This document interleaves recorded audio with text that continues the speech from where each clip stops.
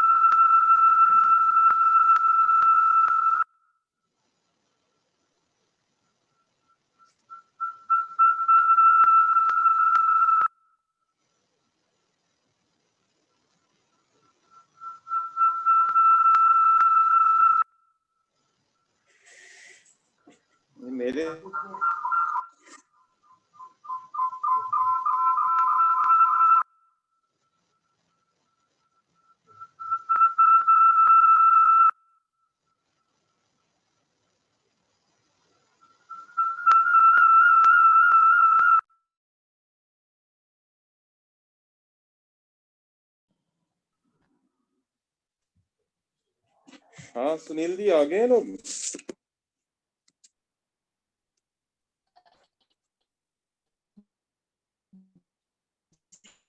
Good afternoon sir. Yes sir. हाँ, और बस कुछ एडमिशंस में कर रहा हूँ, आप लोग बात करो, 5 मिनट में मैं शुरू करता हूँ। Okay sir.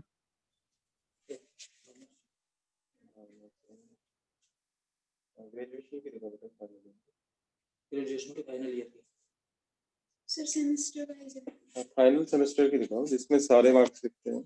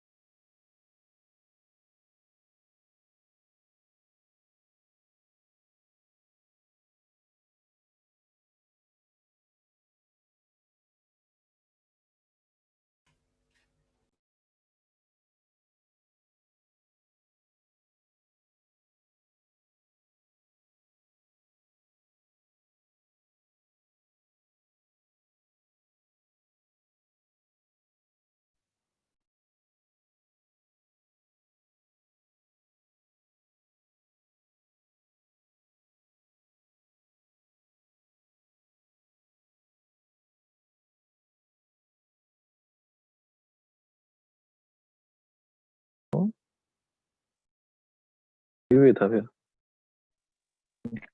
बस बस बस बस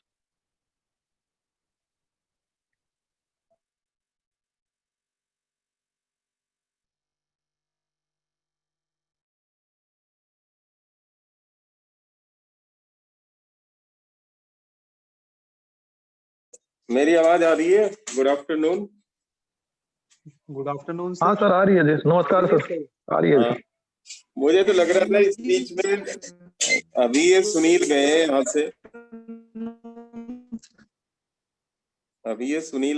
से, और देख रहे थे कि यहाँ सांस लेने की फुर्सत नहीं होती। अभी भी एडमिशन वाले इतने एमएससी के एडमिशन चल रहे, तो स्टूडेंट्स आए हुए थे, बीच बीच में भी आते रहेंगे। तो ये है। चलिए, आप लोगों को इस चीज को इंडिविजुअली कई लोगों को मैं बता चुका हूँ, और आप लोगों को भी बता रहा हूँ कि वो डीआरसी का प्रोसेस जितनी जल्दी पूरा कर लेंगे उतना अच्छा है। और अगर किसी को वो सुपरवाइजर को सुपरवाइजर वाला इश्यू है तो वो मुझे यहाँ ग्रुप पे भी डिस्कस कर सकते हैं, अलग से भी डिस्कस कर सकते हैं अगर कुछ पूछना है। और इम्पोर्टेंट ये है कि पीएचडी रेगुलेशन 2019 जो हमारे यहाँ पे इम्प्लीमेंट होगा और जिसके बेस पे आप पीएचडी करेंगे, उसमें को सुपरवाइजर्स लेने के लिए केवल इंटरडिसिप्लिनरी रेलेवेंस अगर कहीं किसी टॉपिक का है तो को सुपरवाइजर केवल तभी अलॉट होंगे। इंटरडिसिप्लिनरी आप समझते हैं कि मैथमेटिक्स और स्टैट्स के लोग काम करें, या मैथमेटिक्स और इंजीनियरिंग के लोग मिलकर काम करें, या मैथमेटिक्स और मैनेजमेंट के लोग, या और दूसरे डिसिप्लिन के सेम सब्जेक्ट के लोग को सुपरवाइजर नहीं होंगे। ऐसा रिटन में पीएचडी रेगुलेशन 2019 में मेंशन। तो आपके जो भी काउंसलर, एडवाइजर या जो भी होंगे उन्हें आपको कन्विंस करना है कि आप रिसर्च वर्क में एक इंटीग्रल पार्ट होंगे, रिसर्च पेपर्स का एक इंटीग्रल पार्ट होंगे, लेकिन ऑन पेपर रेलेवेंस जब तक वो डिफरेंट सब्जेक्ट का नहीं होगा तब तक उसका नहीं होगा, ये इश्यू।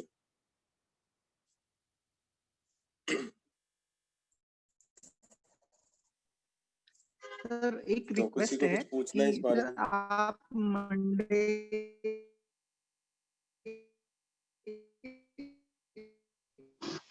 मेरे यहाँ तो नेटवर्क अच्छा है, आपकी आवाज मुझे क्यों नहीं सुन रही है? सुनील जी आपकी वॉइस क्लियर नहीं है, सर नेटवर्क इशू है शायद उधर से। मीटिंग रख लेंगे मेरी तो साफ आ रही है ना, क्यों अनुज? तो जी सर आपकी एकदम क्लियर है, क्रिस्टल सर क्रिस्टल क्लियर है। सभी लोग आई हुई है जो सर। भी ये क्या मंत्र से पढ़ने लगे? सर ये नेटवर्क में कुछ प्रॉब्लम होगा। इस बात को कहना चाह रहे हैं कि सर मंडे को एक मीटिंग रख लें, अच्छा, जिससे कि स्टूडेंट्स के कुछ इशू है यहाँ पे कोविड या दूसरी तरह के और भी जो मीटिंग में, जिससे कि उनकी अभी एप्लीकेशन ठीक है स्मूथली सर। प्रोसेस हो जाए और ना रुके। सर अभी ठीक है।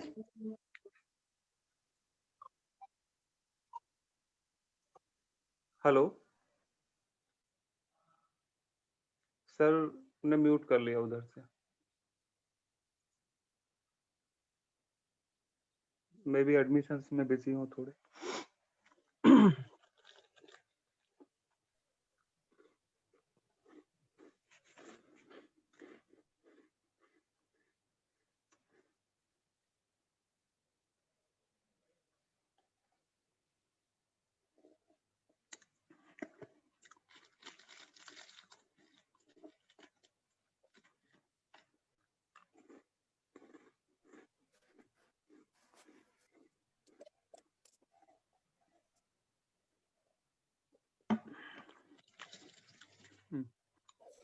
एक तो खा लो, बन रही है खानी, ये लो। हाँ चलिए ठीक है।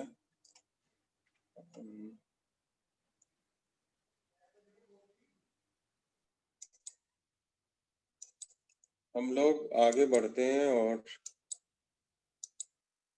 जो हमारा सिलेबस है, सिलेबस का नेक्स्ट टॉपिक बताइए क्या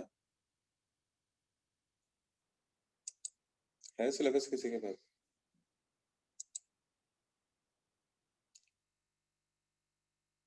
सिलेबस का रिसर्च पेपर राइटिंग के बाद नेक्स्ट टॉपिक है राइटिंग थीसिस।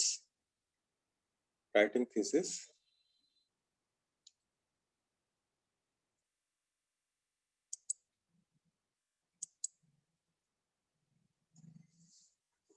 चलिए, सिनॉप्सिस से पहले थीसिस लिखने की बात करते हैं। कोई नहीं, अच्छा है। So writing thesis is our next topic. So basically how to write a research paper, professor Mangeram ने बहुत अच्छे से डिस्कस किया आप लोगों से। और every thesis is a collection of research papers. Every thesis is a collection of different chapters. और we can say chapters आपके बनते हैं with the help of research papers. अगर आप एक अच्छा रिसर्च पेपर लिखेंगे तो उसकी हेल्प से एक अच्छी थीसिस आपकी बनेगी, डेफिनेटली एक अच्छी थीसिस बनेगी। लेकिन फिर भी इम्पोर्टेंट है कि जितने भी रिसर्च पेपर्स होते हैं वो आपके कुछ डिस्क्रीट टाइप की कंपोजिशन होते हैं, किसी पेपर में कुछ है, किसी पेपर में कुछ है, तो उससे जब आप एक कंबाइंड शेप देते हैं, एक बुक शेप देते हैं, तो बहुत सारी चीजों को आपको रीफॉर्मेट करना पड़ता है, रीडिजाइन करना पड़ता है या रीप्रोड्यूस करना पड़ता है।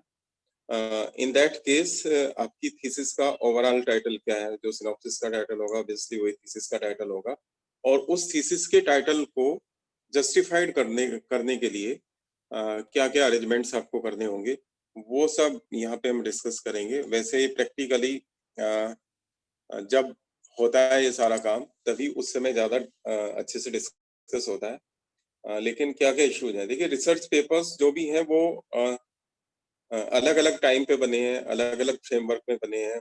और जब आप उसके ब्रॉड एरिया से, जो सिनॉप्सिस के ब्रॉड एरिया से कनेक्ट करते हैं, या जो रिसर्च पेपर्स आपके बने हैं उनका ऑर्डर क्या होगा, कौन सा पहले आएगा, कौन सा बाद में आएगा, और किस तरह से उनके आपस में कनेक्टिविटी कैसे करेंगे। जैसे एक नॉवल होता है या कोई सीरीज होती है जिसमें एक स्टोरी की तरह से उसे आप इंटरेस्टिंग बनाने की कोशिश आपको करनी है, इंटरेस्टिंग बनाने की कोशिश करनी है, उसे कनेक्ट करते हुए बनाने की कोशिश करनी है, उसमें एक प्रोग्रेशन हो प्रॉपर। ऐसा ना हो कि बहुत अच्छी प्रॉब्लम्स आपने चैप्टर शुरू के चैप्टर्स में दे दी और उसके बाद की प्रॉब्लम्स बहुत वीक हो, एग्जामिनर की एक्सपेक्टेशन ज्यादा होगी और आपकी प्रॉब्लम्स वीक हो, या पहली प्रॉब्लम ही आपने थीसिस में ऐसे लिख दी हो जो बहुत वीक है और एग्जामिनर उस माइंडसेट के साथ पूरी थीसिस को आपकी स्टडी पर है। और ये कहा जाता है कि फर्स्ट प्रॉब्लम और लास्ट प्रॉब्लम आपकी बहुत अच्छे से लिखी जानी चाहिए। सबसे अच्छी प्रॉब्लम आपका बिगनिंग वाला चैप्टर होना चाहिए और लास्ट वाली प्रॉब्लम्स ओवरऑल एक कंपोजिट और कॉम्बिनेशंस टू ऑल जो कॉन्क्लूसिव आपकी बात को कहे पूरे थीसिस की, वो सब होना चाहिए। मैं कुछ कंप्लीट थीसिस के जो मुझे आइडिया लगती है उनके पीडीएफ भी शेयर करूंगा आप लोगों से। So let us continue.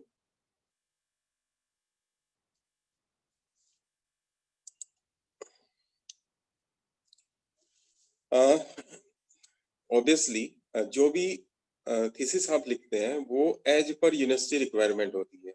हम सब सीसीएस यूनिवर्सिटी का ही पार्ट है, लेकिन ओवरऑल सिलेबस में उस पर्टिकुलर यूनिवर्सिटी के जो रिसर्च ऑर्डिनेंसेस हैं वो क्या कहते हैं। किसी थीसिस को लिखने से पहले सबसे पहले आपको उसे ध्यान रखने की जरूरत है कि उसके रूल्स रेगुलेशंस में क्या क्या चीजें मेंशन्ड है,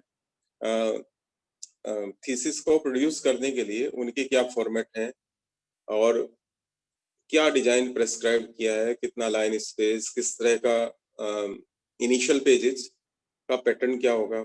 कुछ चीजें कही तो जाती हैं एक ही तरह से, पर डिफरेंट डिफरेंट यूनिवर्सिटीज के रेगुलेशंस के अकॉर्डिंग उसे आपको प्रेजेंट करना पड़ता है। तो when you right A thesis you must read all the rules, regulations and ordinance of that university और अपडेटेड ऑर्डिनेंस। जैसे मेरठ यूनिवर्सिटी में, सीसीएस यूनिवर्सिटी में 2019 रेगुलेशंस फ्रेम्ड है, तो ऐसा नहीं कि आप 2016 का रेगुलेशन पढ़ के उसके अकॉर्डिंग थीसिस को डिजाइन करें। सो as you can see, first point under regulations, point number 2, you have to present a thesis on the candidate's advanced studies and research which satisfied the board of examiners. Board of examiners, sometime there are some internal examiners also, और आजकल सभी जगहों पे एक pre submission process भी होता है।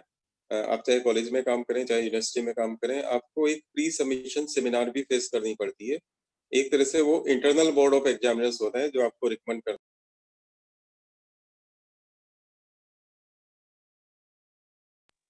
है। बीच में फोन कुछ डिस्टर्ब करेंगे मेरी वॉइस को, तो मैं रिपीट करूंगा क्योंकि यहाँ पे वॉइस का सिस्टम फोन के थ्रू है और डेस्कटॉप से वो वीडियो है।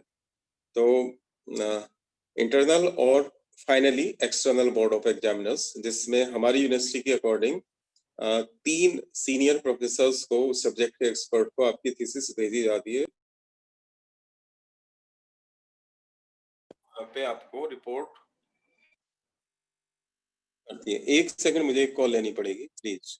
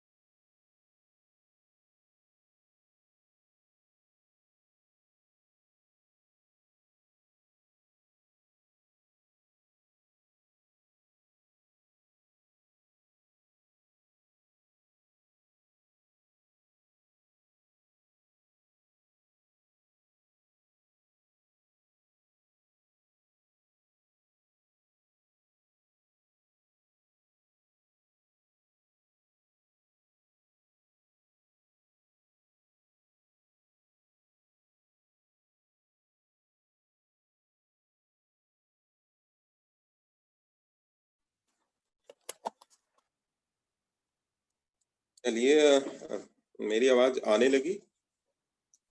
जी सर। हाँ जी सर, जी सर। सो देख चुके होंगे आप ये slide. Basically board of examiners को making an original and significant contribution to knowledge, किसी भी थीसिस का एक इम्पोर्टेंट पार्ट होता है। Giving evidence of originality of mind and critical judgement in a particular subject. This is also and containing materials worthy of peer-reviewed publications. Obviously, peer-reviewed publications are always helpful for thesis.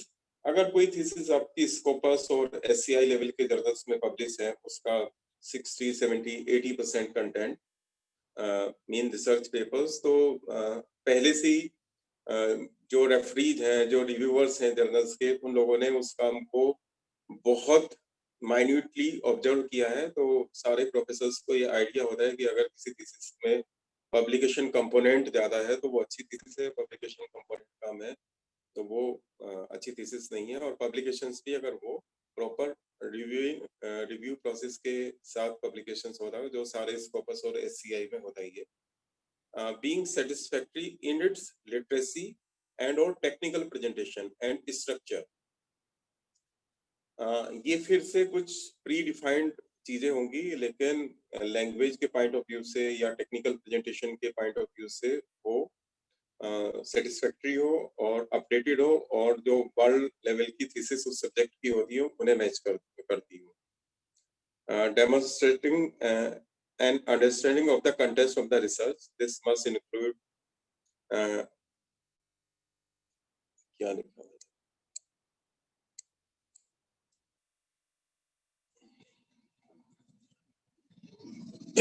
appropriate of the subject of the thesis, basically वो scientific discipline से, engineering से, commerce से या कहीं से। और finally एक विवावोसी examination conduct होता है जिसमें सारी रिपोर्ट्स आने के बाद भी आपको अपने काम को डिफेंस करना होता है। और विवावोसी एग्जामिनेशन में कोई रिजेक्शन नहीं होता, वो एक फॉर्मेलिटी होती है। उन 3 एग्जामिनर्स में से एक एग्जामिनर आपका उस पूरे काम में तीनों एग्जामिनर्स के बिहाफ पे उन लोगों ने जो क्वेश्चंस क्वेरीज की होंगी उन तीनों रिपोर्ट्स का डिफेंस आपसे मांगता है, उनके जो क्वेरीज क्वेश्चंस हो। और अगर आपका प्रेजेंटेशन सेटिस्फैक्टरी नहीं है तो वाइवा रिपीट हो सकती है। तो किसी भी वाइवा का होने का मतलब ये गारंटी नहीं है कि उसमें आपको डिग्री अवार्ड कर दी जाएगी। अगर उसे सेटिस्फैक्टरी चीजें नहीं लगे तो वो वाइवा रिपीट हो सकती है। वाइवा के स्टेज पे कोई थीसिस रिजेक्ट नहीं होती, तो वाइवा रिपीट हो सकती है अगर आप प्रॉपर डिफेंस अपने वर्क का नहीं कर पाए। So it's again second slide is about the university regulations, that how many number of copies you require to submit and what is the submission process. जैसे हमारी यहाँ पे सबमिशन प्रोसेस में ये इम्पोर्टेंट है कि आपने एक प्री सबमिशन सेमिनार वहाँ पे किया हो और यूनिवर्सिटी रिक्वायरमेंट 3 कॉपीज का सबमिट करने का होता है। 3 copies together with 6 copies of synopsis, 3 copies of thesis and 6 copies of summary of the work separately. तो 3 चीजें बाइंड करा के आपको यूनिवर्सिटी में प्रेजेंट करनी पड़ती है। 6 सेट ऑफ सिनॉप्सिस जो एग्रीमेंट हुआ था यूनिवर्सिटी का और आपका, उसके साथ 3 कॉपीज थीसिस की और 6 कॉपीज आपकी समरी ऑफ द वर्क की। क्योंकि जब किसी एग्जामिनर्स को भेजते हैं तो पहले वो सिनॉप्सिस और समरी भेजते हैं और एग्जामिनर से परमिशन लेते हैं कि इस सिनॉप्सिस पे ये समरी इस तरह का वर्क स्टूडेंट ने किया है कि आप इसे एसेस या इवैल्यूएशन करना चाहेंगे। जब उनकी कंसेंट आती है कि वो एक्सपर्ट हैं और वो चेक करना चाहते हैं, तब वो थीसिस बाद में भेजी जाती है।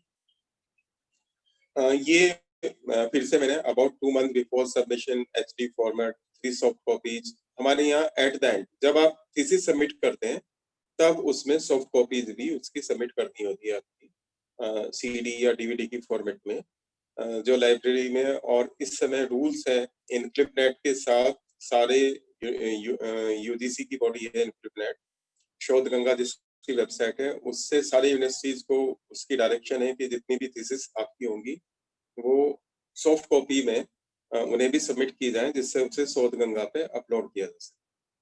तो hard copy as well as soft copy is required. और again this is also a part of the formatting and setting, and in university regulations we mentioned this किस तरह का पेपर यूज किया जाएगा, A4 या किस तरह का होगा, डबल और सिंगल साइडेड होगी। अभी तक अप टू 2018 हमारी यूनिवर्सिटी में जो थीसिस जमा होती थी वो सिंगल साइडेड होती थी, मींस एक तरफ का पेज ब्लैंक होता था और एक तरफ का पेज पे थीसिस लिखा होता था मटेरियल। लेकिन अब 2017 या 18 के बाद उसे डबल साइडेड कर दिया है कि दोनों तरफ के पेजेस पे लिखा जाएगा। और टाइपिंग किस तरह की उसमें होगी फॉन्ट में, और साइज क्या होगा, और इवन लाइन स्पेसिंग कितनी होगी, और नंबरिंग ऑफ पेजेस भी किस तरह की होगी। जैसे इस समय पेज नंबरिंग वो रिकमेंड की जाती है जिसमें आप टोटल नंबर ऑफ पेजेस भी मेंशन करते हैं। पेज 1 ऑफ 200, पेज 2 ऑफ 200, जो total number of pages as well as page number को रिप्रेजेंट करता हो। तो ये सारे पैटर्न प्री डिफाइंड होंगे, और अगर फॉन्ट नहीं डिफाइंड है तो वो इजी रीडेबल फॉन्ट हो। ऐसा ना हो कि कोई ऐसा स्टाइलिश हो कि एग्जामिनर्स से स्ट्रगल करते रहे। देखिए, आपकी थीसिस को 3 एक्सपर्ट लोग पढ़ेंगे, ये बात पहले भी आई थी। 3 सीनियर ऑब्वियसली प्रोफेसर्स होंगे, उन्हें रिसर्च का भी एक्सपीरियंस होगा, उन्हें थीसिस चेक करने का भी एक्सपीरियंस होगा। तो आपके जर्नल्स या थीसिस का प्रेजेंटेशन उन लोगों के लिए है, और थीसिस आप जनरल पब्लिक के लिए नहीं लिख रहे हैं। वो बाद में पब्लिक डोमेन में भी जाएगी, वो अलग चीज है। उसे उन 3 एक्सपर्ट्स के लिए लिख रहे हैं। तो ओवरऑल वर्क प्रेजेंटेबल हो, उसका एक लेवल हो, और उन प्रोफेसर्स की एक्सपेक्टेशन ये होती है कि जब ये एक ओपन फोरम की स्टडी है जिसमें आप किसी से भी डिस्कस कर सकते हैं, मटेरियल कहीं से भी देख सकते हैं, तो उसमें 0 एरर हो, उसमें एक कोमा की भी एरर ना हो, कहीं एक डॉट या एक डैश भी गलत ना हो, उसमें सिमेट्रिकल पैटर्न फॉलो किया गया हो, और उसमें आप डेकोरेटिव और स्टाइलिश लैंग्वेज यूज करें, उसकी प्रेजेंटेशंस एकदम हाई क्लास हो, जो उन्हें इम्प्रेस करे कि हाँ आपने काम किया है। देखिए, बुक राइटिंग और थीसिस राइटिंग में क्या डिफरेंस होता है। बुक्स आप स्टूडेंट्स के लिए लिखते हैं, और स्टूडेंट्स के लिए आपका इश्यू होता है कि वो सब्जेक्ट में एंटर कर रहे हैं तो वो उन्हें वो कंसेप्ट या वो टॉपिक ठीक से क्लियर हो with the help of example और चीजें। थीसिस आप किसके लिए लिख रहे हैं, थीसिस आप क्यों लिख रहे हैं? थीसिस आप डॉक्टरेट की डिग्री के लिए लिख रहे हैं। डॉक्टरेट की डिग्री आपको कौन देगा? आपके एग्जामिनर्स। आपके एग्जामिनर्स कौन है? वो सीनियर प्रोफेसर्स हैं। तो कहीं पे सिंपल ढंग से डिस्क्राइब करने की कोशिश ना करें। जैसे बहुत सारे पोएट होते हैं, या बहुत सारे मतलब पोएट्री में जैसे होता है कि एक लाइन में एक सेंटेंस लिखा, लेकिन उसकी एक्सप्लेनेशन हाफ पेज या एक पेज में भी की जा सकती है। तो कॉम्पैक्ट लैंग्वेज, स्टाइलिश चीजें, और थोड़ा सा और क्रिएटिव ढंग से प्रेजेंट करें, इम्प्रेस करें उसे। और उसे इम्प्रेस करने के चक्कर में ये भी ना हो जाए कि चीजों के मीनिंग ही बदल जाए, या चीजें कनेक्ट ना हो, या उसमें इतना ज्यादा कॉपी पेस्ट हो जाए कि वो स्मूथनेस उसकी चली जाए। तो अपनी लिमिट्स में रहते हुए उस चीज को बुक्स से ज्यादा ऊपर की कैटेगरी का डॉक्यूमेंट आपको प्रिपेयर करना है। ठीक है, this is the structure of a thesis. Every thesis has first page as title page. As you can see, I have a thesis of Gautam Buddha University. I can show this one is cover page of the thesis, and after cover page there is copyright declaration. Copyright declaration means कि उस पे university का या institution का या particular authors का copyright है। और कॉपीराइट डिक्लेरेशन के बाद फिर एक डिक्लेरेशन होता है, डिक्लेरेशन रिवर्स होगा शायद, नहीं लिखने देंगे। Declaration from the side of scholar, जहाँ स्कॉलर ये डिक्लेयर करता है कि I declare that the work is original, और यूनिवर्सिटी के किन किन क्लॉज को उसे डिक्लेयर करना है कि उसके उन सारे सेक्शंस को पूरा किया है, अटेंडेंस को पूरा किया है, कोर्स वर्क को पूरा किया है, और ये काम उसका ओरिजिनल है, और इस काम को और किसी डिग्री या डिप्लोमा के लिए प्रोड्यूस नहीं किया गया है। वो डिक्लेयर करता है, अपने सिग्नेचर करता है। After declaration one more page is there, that is certificate of the supervisor. Certificate of the supervisor, वहाँ supervisor certify करता है, this is to certify that, और सर्टिफाई करता है, और फाइनली उसके सर्टिफिकेशन में भी ये हो रहा है कि इसने मेरे साथ काम किया है, मेरी गाइडेंस में काम किया है, ये काम ओरिजिनल है, and to the best of my knowledge ये काम और किसी डिग्री या डिप्लोमा के लिए प्रोड्यूस नहीं किया गया है, और ये यूनिवर्सिटी के जो भी ऑर्डिनेंस नंबर्स हैं उन्हें ये फुलफिल करता है। ये सारी चीजें ये 3 पेज होते हैं, copyright declaration, then declaration from the candidate, and then certificate of the supervisor. Thereafter, table of contents. Table of contents कितने चैप्टर्स हैं, क्या उनके पेज नंबर्स हैं, क्या उनके सब टाइटल्स हैं, चैप्टर 1, 2, 3, 4, एंड ये एब्स्ट्रैक्ट और समरी, ये भी कई यूनिवर्सिटी का सिस्टम होता है कि वो टेबल ऑफ कंटेंट के बाद 3-4 पेजेस में पूरी थीसिस की समरी एक साथ कई जगह पे लिखाते हैं। हमारे यहाँ पे समरी को पूरा एक अलग से 10 to 12 पेजेस की एक समरी आपको एक अलग से लिख के बाइंड कराने की जरूरत होती है। हमारी यूनिवर्सिटी रेगुलेशंस में एब्स्ट्रैक्ट या समरी उसमें देना कंपलसरी नहीं है, उसे अलग से मेंशन करना है, पर आज आप एज ए ऑप्शनल समरी लिख सकते हैं पेजेस की। Again follow the university regulations for margin, sides, line spacing, fonts, binding etcetera, ये सब होते हैं।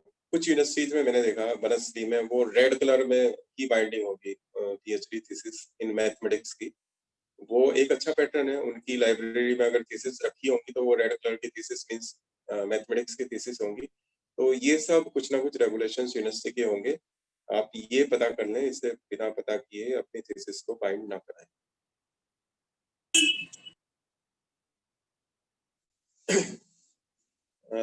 ये चीजें हम बता चुके हैं। Title page, listing authors, title page पे क्या होता है, सबसे ऊपर टाइटल लिखा होता है, फिर उसके बाद किस डिपार्टमेंट में, किस डिग्री के लिए, किस ईयर में सबमिशन, ये सारी चीजें वहाँ पे होती हैं। डिक्लेरेशन, कॉपीराइट स्टेटमेंट, हाँ इसमें 4th पॉइंट नया है, लिस्ट ऑफ नोटेशंस। नोटेशंस क्योंकि बार बार सारे चैप्टर्स में अगर कॉमन नोटेशंस हैं तो उसे आप एक ही बार डिक्लेयर कर देंगे, बार बार नहीं डिक्लेयर करेंगे। ये 5th नंबर पॉइंट, आजकल कुछ लोग इसे eight the end of thesis, हमारे थीसिस में भी करते हैं, brief statement of authors research career. Student ने कहाँ से एमएससी किया, क्या नेट वेट पास किया, कहीं टीचिंग में है, और क्या उसने रिसर्च में ऐसा कुछ कंट्रीब्यूट किया जो आप, लिस्ट ऑफ पेपर्स तो आपका वहां पे भी आता है। तो ऑथर्स रिसर्च कैरियर अगर इनिशियल पेजेस में आएगा तो list of publish research papers करके आएगा, उसमें during your research duration how many papers have published, how many communicated और एक्सेप्टेड, पब्लिश्ड एंड कम्युनिकेटेड और प्रेजेंटेड। प्रेजेंटेड में 2 कैटेगरी हो सकती है, नेशनल सेमिनार और इंटरनेशनल सेमिनार। तो इस पूरे ड्यूरेशन का जो उसका रिसर्च कैरियर है उसका मेंशन इसमें हो सकता है। ये बात भी हो चुकी है। सर्टिफिकेट, एक्नॉलेजमेंट, हाँ one more thing is acknowledgement. Acknowledgement purely ये रिसर्चर्स का पार्ट होता है, वो किसे किसे थैंक्स और एक्नॉलेज करना चाहता है, डिपार्टमेंट को, फैसिलिटीज को, अपने सुपरवाइजर्स को, अपने कलीग को, अपनी फैमिली फ्रेंड्स को, जिन लोगों ने उसे डायरेक्ट या इनडायरेक्ट इस थीसिस को कंप्लीट करने में, इस रिसर्च के ड्यूरेशन में उसे कोऑपरेट किया है, या कोऑपरेट करना ही कहेंगे, कोऑपरेट किया है, उन्हें एक्नॉलेज करना। लेकिन इसमें सबसे इम्पोर्टेंट पार्ट है जो कंपलसरी होता है कि अगर आपने फाइनेंशियल हेल्प ली है कहीं से, किसी फंडिंग एजेंसी ने आपको फाइनेंस किया है, जैसे जेआरएफ या एसआरएफ, सीएसएआर या यूजीसी, उसे आपको बोल्ड लेटर्स में एट द एंड एक्नॉलेज करना कंपलसरी है, उनकी तरफ से कंपलसरी होता है कि आप उस बॉडी को अपने letter number, offer number, year, उन सब के साथ एक्नॉलेज करते हैं। और डेडिकेशन अगेन इट्स ऑप्शनल, किसी को डेडिकेट कोई थीसिस को करना चाहे, ये कोई कंपलसरी पार्ट नहीं है, पर नॉर्मली सभी थीसिस में देखा जाता है। List of figures, list of tables and abstract summary, list of figures and list of tables, they are also important. और ये इंटरनेशनल सिस्टम है, इसमें list of figures, list of tables भी इनिशियल पेजेस में दी जाती है। एब्स्ट्रैक्ट समरी, जैसे मैंने बताया कि हमारे यहाँ जो 10 to 12 पेजेस की समरी है वो तो एट द एंड देनी है। 1 to 2 पेज की समरी ऑप्शनली आप दे सकते हैं थीसिस में, कुछ लोग देते हैं कुछ नहीं, नेसेसरी नहीं। अलग से समरी देना इम्पोर्टेंट है। अब इसके बाद ये एक्चुअल वर्क होगा, मींस आप चैप्टर प्लान करेंगे। फर्स्ट चैप्टर ऑब्वियसली इंट्रोडक्शन होगा, और कई जगहों पे ये पैटर्न है कि इंट्रोडक्शन में इंट्रोडक्शन को कैसे लिखना है। इंट्रोडक्शन जैसे आप मैथमेटिक्स की थीसिस है तो आप मैथमेटिक्स क्या है ये तो नहीं बताएंगे, लेकिन ब्रॉड एरिया आपका क्या है। ये बात जैसे सिनॉप्सिस के टाइम पे भी हुई थी। थीसिस सिनॉप्सिस का एक बड़ा रिप्रेजेंटेशन है। सिनॉप्सिस एक 10 to 12 पेजेस की होती है और थीसिस अराउंड 200 पेजेस की। तो थीसिस में और ज्यादा बड़ा डिस्क्रिप्शन होगा। जैसे ब्रॉड एरिया, कोई इन्वेंटरी मॉडलिंग में काम करता है तो वो फर्स्ट पेजेस पे ऑपरेशन रिसर्च पे लिखेगा। फिर ऑपरेशन रिसर्च पे क्या लिखेगा, वो स्टूडेंट्स के लिए नहीं लिख रहा है, तो वो जब प्रोफेसर्स के लिए लिख रहा है तो वो उसके लिए कुछ ऐसी लाइंस ढूंढ के या उसे इस तरह से कंपोज करके लिखेगा कि जो थोड़ा इम्प्रेसिव हो। फर्स्ट इंप्रेशन ही एकदम से क्लासिकल हो। वो सारे प्रोफेसर्स ऐसा नहीं कि वो ऑपरेशन रिसर्च में उन्होंने थीसिस को चेक करना एक्सेप्ट किया है कि उन्हें ऑपरेशन रिसर्च का नहीं पता हो, तो वो उन्हें सिखाने की कोशिश ना करें, बल्कि डेकोरेटिव वे में ऑपरेशन रिसर्च को प्रेजेंट करने की कोशिश करें। आपका ऑब्जेक्टिव वहां कुछ एक्सप्लेन करना नहीं है, बल्कि एक्सप्लेन करने के साथ साथ थोड़ा सा क्वालिटी एनहांस, क्वालिटी अपग्रेडेशन के साथ चीजों को एक्सप्लेन करना है। और देखिए एक और चीज मैं बताऊं इम्पोर्टेंट, आप सारे लोग पीएचडी हो, जितने भी इस समय क्लास ज्वाइन किए हुए हैं, जितने भी सारे लोग पीएचडी हो, मतलब मेरी ऐसी बेसिस है, सारे लोग पीएचडी होंगे तो सब लोगों को इंट्रोडक्शन लिखना ही पड़ेगा। तो इंट्रोडक्शन लिखने के लिए कोई मुहूर्त है जो 3 साल बाद निकलेगा। जब इस समय थीसिस लिखी जाएगी तब आप इतने बिजी होंगे चैप्टर्स को संभालने में, अपनी ओरिजिनल प्रॉब्लम्स को संभालने में, कि इंट्रोडक्शन आप भागते भागते लिखेंगे। और इंट्रोडक्शन वो चैप्टर है जिसे सब पढ़ते हैं। मान लिया टोपोलॉजी की कोई थीसिस हो, मैं उसे पूरा नहीं पढ़ पाऊंगा, लेकिन डिपार्टमेंट के किसी वाइवा में बैठता हूँ तो मैं उसके ऑथर के पब्लिकेशंस और इंट्रोडक्शन को तो जरूर पढ़ लेता हूँ। इंट्रोडक्शन पे जरूर एक निगाह कोई भी डालता है। ये फ्लूइड डायनामिक्स की हो उसके इंट्रोडक्शन को, या आप कहीं इंटरव्यू देने जाएंगे, आपके सामने हो सकता है आपके फील्ड का एक भी एक्सपर्ट ना हो, लेकिन मैथ्स के एक्सपर्ट तो होंगे, तो वो इंट्रोडक्शन को जरूर पढ़ेंगे। इंट्रोडक्शन थीसिस का सबसे ज्यादा पढ़े जाने वाला चैप्टर है, और इंट्रोडक्शन 80-90% स्टूडेंट्स का सबसे ज्यादा जल्दी में लिखे जाने वाला चैप्टर होता है। तो वो चैप्टर जो सबसे ज्यादा पढ़ा जाएगा, वो चैप्टर जिसके बेस पे आपका सबसे ज्यादा इंप्रेशन बनेगा, आपके रिसर्च पब्लिकेशंस के बेस पे बनेगा, और इंट्रोडक्शन के वो सबसे जल्दबाजी में लिखा जाता है, क्योंकि उस काम को पेंडिंग छोड़े रखते हैं कि ये तो हो जाएगा, वो तो हो जाएगा। जिन लोगों के एरिया फिक्स हो चुके हैं वो अभी से अपने, देखिए अगर कोई इन्वेंटरी पे काम करता है तो उसे ऑपरेशन रिसर्च के बारे में लिखना है, मैथमेटिकल मॉडलिंग के बारे में लिखना है, इन्वेंटरी मॉडलिंग के बारे में लिखना है।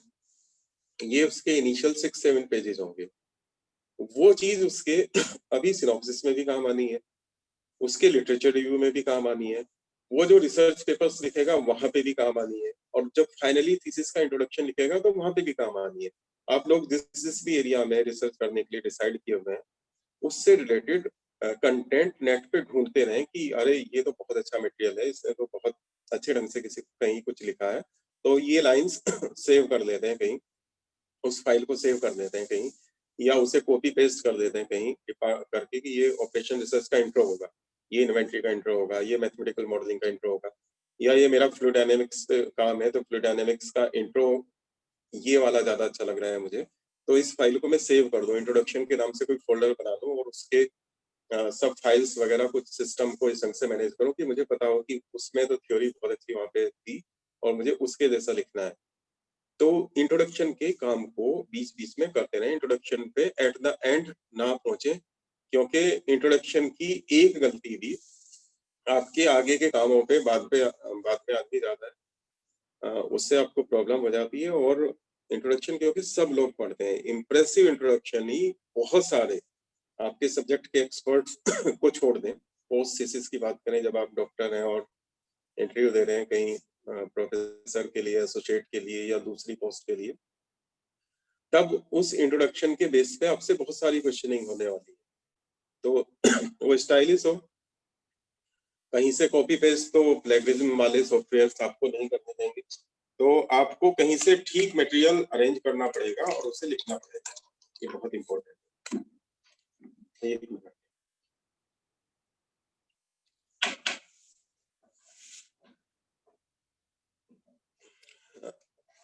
Index optional, basically which part indication opening pages indication which part have been published। हाँ, वो हम कहीं और दूसरी जगह बोल के थे इसमें।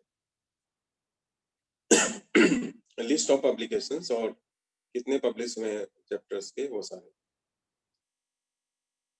ठीक है। Organisation and structure of the thesis.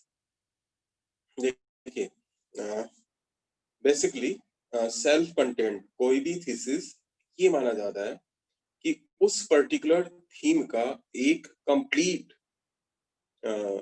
Complete document है। आपका जो एक डेडलाइन का थीसिस का टाइटल होगा, उसका अपने आप में एक यूनिक डॉक्यूमेंट है, और उसमें आप और रेफरेंस ना दें कि उस चीज को वहां से पढ़ें, उस चीज को वहां से देखें, उस चीज के लिए वहां पे देखें। मींस कहीं इस तरह के डॉक्यूमेंट भी होते हैं कि रिसर्च पेपर्स में हम साइट कर देते हैं कि उसने ये किया था, तो उसका मतलब वहां जाके उसे देखें। अपने आप में सेल्फ कंटेंट हो, मींस के वो जहां किसी टॉपिक को एक्सप्लेन करने के लिए आप दूसरे सोर्सेज को वहां रेफर ना करें, वहां कंप्लीट उस टॉपिक की क्लियरिटी हो। may include more than one topic। obviously जब आपका रिसर्च का टाइटल होता है तो वो किसी एक फील्ड पे नहीं होता। जैसे मैं बताऊं फिर से वही इन्वेंट्री का या फ्लूइड डायनामिक्स का कि development of some inventory models with deterioration and shortages. तो दो टॉपिक भी हो सकते हैं, विद डिटोरेशन भी हो सकता है या विद डिटोरेशन एंड शॉर्टेजेस हो सकता है। तो इसी तरह से फ्लूइड डायनामिक्स, टोपोलॉजी, उसमें ये एक से ज्यादा टॉपिक का कवरेज आपके उसमें होता है। ऑब्वियसली सिनॉप्सिस में होता है, तो वही पार्ट थीसिस का भी होता है। इंक्लूड मोर डिटेल्स देन ए पेपर। हाँ, ये बहुत इंपॉर्टेंट इश्यू है। स्टूडेंट्स को लगता है कि जो रिसर्च पेपर उन्होंने लिखा है वही उसका एक चैप्टर बन जाएगा। नहीं, chapter is a component of research chapter. Research paper is a component of a thesis chapter. कोई बहुत बड़ा पेपर हो तो उस पे आप एक पूरा चैप्टर बना सकते हैं, लेकिन एक पेपर से कोई 2 चैप्टर बनाने की सोचें, वो तो बिल्कुल इम्पॉसिबल है। एक चैप्टर कई रिसर्च पेपर्स का कॉम्बिनेशन हो सकता है। अभी कल परसों कुछ स्टूडेंट्स आए थे, उन्हें मैंने दिखाया था। हमारे यहाँ ऐसी कई थीसिस हैं जहाँ एक चैप्टर में 2-2, 3-3 पब्लिकेशंस हैं। तो 2-2, 3-3 रिसर्च पेपर्स के पब्लिकेशंस हैं, सेमिनार्स के प्रेजेंटेशंस हैं। तो हर चैप्टर वो डिफरेंट रिसर्च पेपर्स का कॉम्बिनेशन हो सकता है, या एटलीस्ट उसमें एक पब्लिकेशन, एक कम्युनिकेशन या एक एक्सेप्टेंस तो होनी चाहिए। It is like a book. Obviously ये मेंशन किया था कि वो कम सेल्फ कंटेंट का मतलब, और बुक जब हम कहते हैं तो बुक का मतलब है कि वो उस पर्टिकुलर थीम, जो टॉपिक आपने लिखा है, उसे पूरी तरह से एक्सप्लेन कर दिए। Know unnecessary material. बिल्कुल। जब हम बात करते हैं कि ऑपरेशन रिसर्च की थीसिस की, फॉर एग्जांपल, तो आप उसमें पूरी कहानी ऑपरेशन रिसर्च की किसी बुक में जो चैप्टर होते हैं, आपको तो इन्वेंट्री पे जाना है, तो आपको ऑपरेशन रिसर्च को कितना सा बताना है, उसकी जस्ट हिस्ट्री और कब स्टार्ट हुआ था। आपकी बुक जो कोई ऑपरेशन रिसर्च पे लिखी हुई है, उसे तो सारे चैप्टर्स देने हैं, तो उसके इंट्रोडक्शन में वो सब उसका कंपोनेंट हो सकता है। यहाँ पे बहुत तेजी से, बहुत स्मार्टली और प्रिसाइज वे में आपको अपने टॉपिक पे आना है, तो कोई अननेसेसरी एक्सप्लेनेशन, अननेसेसरी मटेरियल उसमें नहीं हो। और obviously organisation of the thesis and structure is very much important. और यूनिवर्सिटी रेगुलेशंस से बाउंड होने के बाद भी जब आप एक थीसिस लिखते हैं तो तब तक आप ये माना जा रहा है कि आप सैकड़ों थीसिस लिख चुके हैं। तो अंदर का जो प्रेजेंटेशन का स्टाइल होता है ना, conceptual framework, analytical framework, different pattern available होते हैं। तो उन लिमिटेशंस में रहते हुए भी आप उसकी स्ट्रक्चर पे आपको कई सारे आइडिया मिलेंगे उस पर्टिकुलर टॉपिक पे, जिसे आप with the help of supervisor, और सुपरवाइजर, एडवाइजर या गाइड जो भी है आपका, वो उसका रोल उतना ही है, वो सब चीजें फिक्स नहीं करेगा, डिसीजन लेने में वो आपको हेल्प करेगा, सपोर्ट करेगा, चीजें ज्यादातर आपको ही देखनी है। चलिए, come to the next, who are you writing for? Thesis किसके लिए? थीसिस किसके लिए? थीसिस क्यों लिख रहे हैं? थीसिस में क्या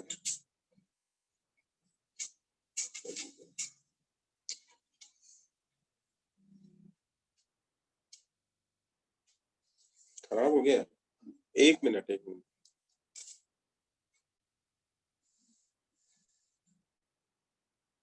कौन सी तारीख की लिखी है?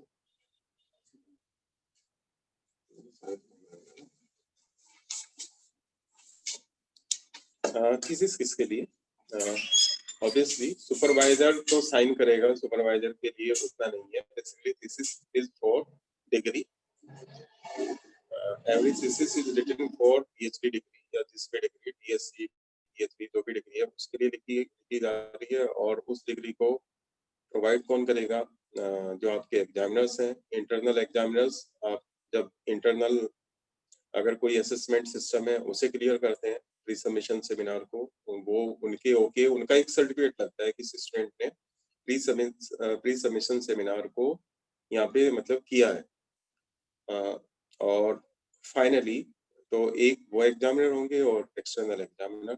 तो ये बात मैं पहले भी बता चुका हूँ कि वो उन्हें इम्प्रेस करना है, और वो पढ़े लिखे हैं, काफी पढ़े लिखे हैं पहले से। प्लेगरिज्म आप समझते हैं कि अगर आप कॉपी पेस्ट करते हैं कहीं से, तो नेट पे अब इस तरह की सॉफ्टवेयर्स आ चुके हैं जो बहुत एक्सक्लूसिवली आपकी एक एक लाइन को आपने किस सोर्स से लिया है उसे मेंशन करते हैं, उसकी रिपोर्ट करते हैं। और अब कोई भी यूनिवर्सिटी ऐसी नहीं बची है जहाँ पे प्लेगरिज्म सर्टिफिकेट के बगैर थीसिस सबमिट होती है। प्लेगरिज्म सर्टिफिकेट और डिपेंड करता है, जैसे हमारी यूनिवर्सिटी में 20% अलाउड है। 20% अगर सिमिलर कंटेंट आपका होता है तो वो ठीक है, लेकिन अगर 30% से ज्यादा होता है तो 6 महीने बाद आपको टाइम दिया जाएगा सबमिट करने के लिए। 20 से 30 के पे शायद 1 महीने के अंदर, 30 से ऊपर 30 थ्रू 35 6 मंथ के अंदर सबमिट करना होगा। आफ्टर 6 मंथ का गैप रहेगा। और अगर 35% से ज्यादा सिमिलर है आपकी थीसिस तो 1 साल, 35 टू 40 ये रेगुलेशंस है। इसे फिर से जिस समय आप लोग आगे बढ़ेंगे तब आपको पता चल जाएगा। और शायद एबो 40% अगर सिमिलर कंटेंट है आपके तो आपका रजिस्ट्रेशन कैंसिल हो जाएगा। तो इस तरह के रेगुलेशंस हैं। उसे ये कोई एक मुश्किल काम है, लेकिन फिर भी आप कैंसिलेशन तक नहीं पहुंचे, आपको बाहर से चेक कर सकते हैं, वो सॉफ्टवेयर अवेलेबल कहीं भी हो सकता है। तो आप और ओवरऑल थीसिस को चेक किया जाता है कि उसमें सिमिलरिटी कितनी है। तो अभी से आप इंट्रोडक्शन लिखना शुरू करेंगे तो आप उसे फिल्टर भी तो करेंगे। ऑब्वियसली जब आप पहली बार इधर उधर से लिखेंगे चीजों को तो उसमें सिमिलरिटी आएगी, लेकिन जब आप उसे सिमिलरिटी मीन्स उस एग्जैक्ट सेम, जब आप उसे थोड़ा रिराइट करेंगे, रिप्रोड्यूस करेंगे और थोड़ा एक्टिव, पैसिव, डायरेक्ट, इनडायरेक्ट किसी भी तरह से चीजों को चेंज करेंगे, सिनोनिम्स को यूज करेंगे, तो वो उसकी वो सिमिलरिटी रिड्यूस होगी।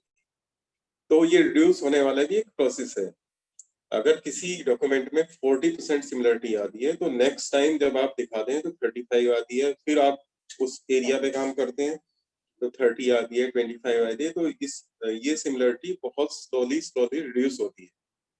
तो इसलिए जितना भी थियोरेटिकल काम आप करते रहें उसे कहीं ना कहीं से चेक भी करते रहें कि उसमें सिमिलरिटी रिड्यूस हुई है नहीं। और कुछ और सिमिलरिटी के रूल्स हैं, जैसे अगर आप कोट्स में चीजों को मेंशन करते हैं, कोटेशंस देते हैं, तो वो सिमिलरिटी से फ्री होते हैं। और अगर सिमिलरिटी में कुछ इस तरह के हैं